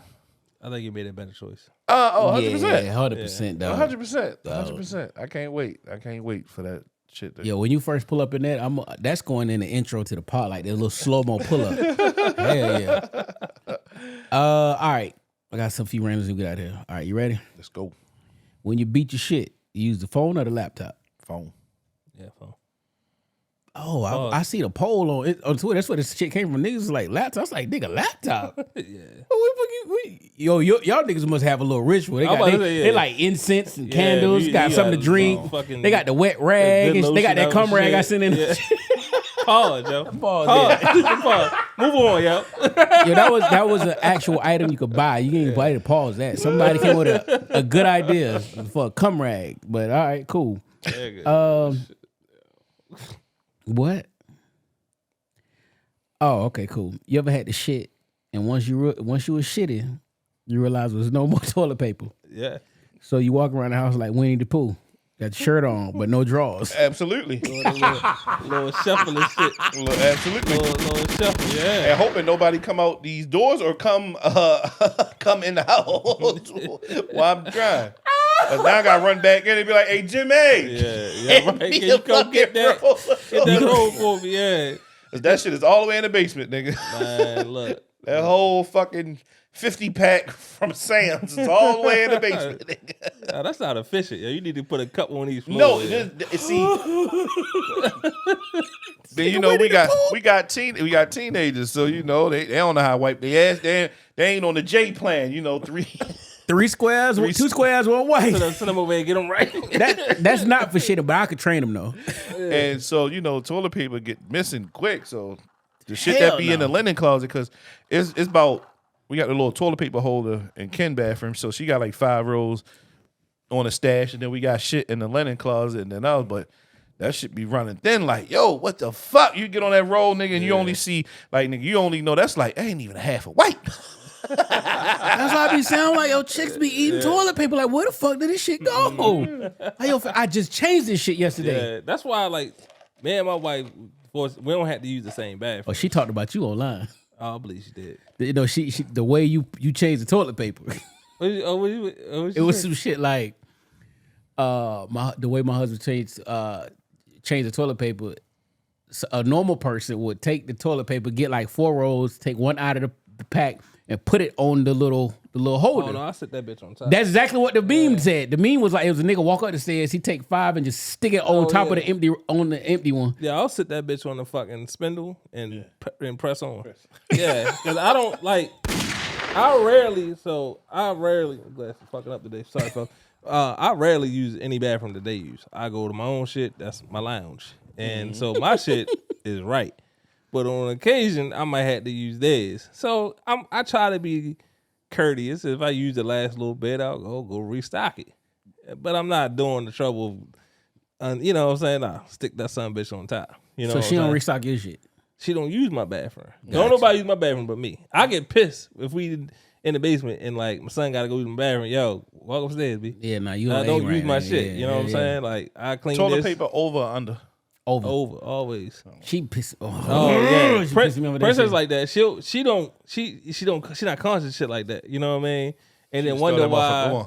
and then wonder why she fucking go to the bathroom and all the shit laying on the floor. You know what I'm saying? Like, God. That part. Like, God damn, you gonna use all this shit too. All right, so I don't have any more. I do got one. Is it me, nigga? Or like when we was teenagers, we had to iron every day, but now like you don't iron. You rarely iron clothes. Like That's a fact. Like I'm thinking like what the? I had to iron this hoodie because when I went to Florida a month ago, I never unpacked, so I opened the shit up. I was like, oh shit, I forgot I bought this hoodie and throw it on. I was like, damn, this shit ringing. Let me iron it, and I'm like, I remember ironing on Sundays for the week. Really? I don't rarely pull my shit out now. Ever. I don't know. For far as my uniforms, I don't know. This should be like wrinkle free. Like I pull that bitch out, like it'd be good unless I dry it and then it just get balled up until I fold it. Then it's fucked up. So I got to iron. Get the iron in my uniforms because I ain't working in no wrinkle. When I joined the army uniform in 2002, it was a old school trick. So you used to take your uniforms to the cleaners every week, right? But you had to build a starch up. Like you had to build a starch to get that bitch to sit. Like you could take your pants and sit them on the ground and it would stand up. Well, one nigga was like, yo, take some fishing string, put that shit in the crease and melt that motherfucker in. And you got a permanent crease. And I did it. Boy, nigga, that shit was like a razor, dog. We used to get our creases on there. What? Yeah, and I dressed like we had. So in the back, I worked. Is it something? Uniforms. Is it something in I them? don't fucking know how they did it. We took it to the cleaner. Y'all niggas shit it was a fresh. It was it was because we had it was 2 down the middle, 2 down the front, and 3 in the back, and they were just like, yeah, we'll just sew 'em. You can sew 'em, man. Dog, you know what? I just feel like you just gave up Houdini's secret because now I'm thinking y'all shit made that way. Nah, oh no, we had to learn how to put, and it's like every working uniform we had, and it's different now because they don't even wear the uniform no more. But like like 1 or 2 in the front down, like split the pockets down, and the bitches had to be straight, couldn't be crooked. You know what I'm saying? So we had to learn how to fold it to iron the creases and like you said, heavy starch though. I'm talking about that motherfucking shit, white peeling. You know what I'm saying? Trying to iron. You had to flick the flakes off. You know what I'm saying? And then we would get them. We got them sewn in eventually. Now I ain't gonna lie. Now Sundays, half the day was getting you had to like manually shine your shoes and shit. Like that was Sunday. I wasn't mad at that shit though. I used to love shining my shoes, yo. It wasn't nothing like, nigga, my boots used to be so shiny. Like when we was outside, like in formation, like glass. You fucking glass, nigga. You look at your shit and fucking count your nose hairs, nigga. That shit, the sun hit that bitch. You know what I'm saying? I always prided myself on having shiny boots. You know what I'm saying? Yeah. That was like one thing. If your boots are shining, they weren't gonna fuck with you. I used to tell them niggas like, between my ways and these boots, nigga, I don't know what the fuck y'all gonna do about me, boy. Fuck you mean? Yeah, man, that was that thing though. Cool. But I iron my son uniforms because he wear uniforms. So like when you take them out to dry, like unless we, like you said, fold them right up and everything, I just iron them in the morning because I want them looking fresh. You know. Yeah. And how I fold, because working at Children's Place forever, how I fold like Gap. Yeah, that nigga got he can eyeball this shit. Right, got the shit at home. No, I don't even need it because I have it automatically. Like so, how I fold my t-shirts and my shirts and shit, I'm straight out the joint. Like boom, I don't even need iron. I got that. I'm an ironer. Like I don't play that wrinkle shit. I need that shit. What? I got to fold. I need to fold. I hang my t-shirts and I think I need to redo my the gloves. Container Store sell them. Oh shit. Yep. Good to know. I'll probably just hit Amazon. My Supreme tees and all that shit get hung. So I hate that little piece from the hanger that just little crease. It be like it look like that. A little dimple coming and shit. Yeah. But I seen an Instagram video show you how to like hang your shit without that. Like it was some wild shit, like little hacks, clothing hacks. Yeah. Mm-hmm. All right, man. Y'all got a long podcast today, boy. I tell y'all that shit, even with the break. Yeah. Closing thoughts, man. Get out of here. Let Mrs. D go home. Oh my God. I don't got that no more. Yeah. Share the podcast, please. All my friends, family, everyone who's watching. If you're watching, share it. I mean, we got some dope content. We always have some funny moments, saying some off the wall shit that like we do. I think we really, really do, not tooting the horn, but we really have a dope podcast. And it would really be great if you guys put it out to the world to show our greatness and keep helping us build. We definitely don't, forget you guys for it. We always appreciate Vic, Justin, Pop, Jay, Watch My Sneakers, Donald, Jason, and so on and so on. I don't want to, forget people just off the top who I know always show. Ty shot me, always showing love. Ty commented on the Patreon like, nigga, wherever y'all go, I'll be there. Yeah, My I nigga. appreciate you. Shout out, cuz.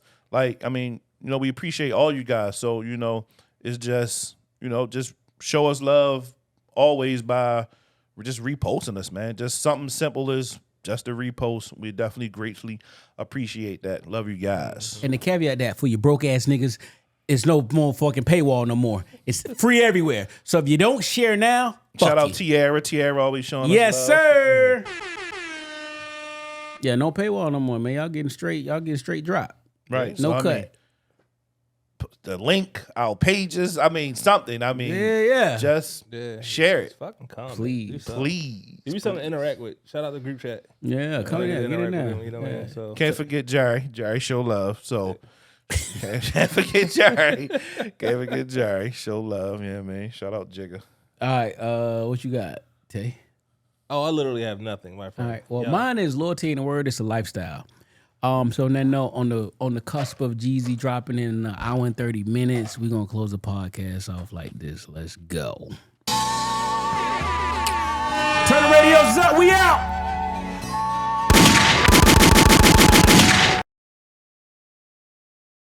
Welcome to the Jay and Friends Podcast.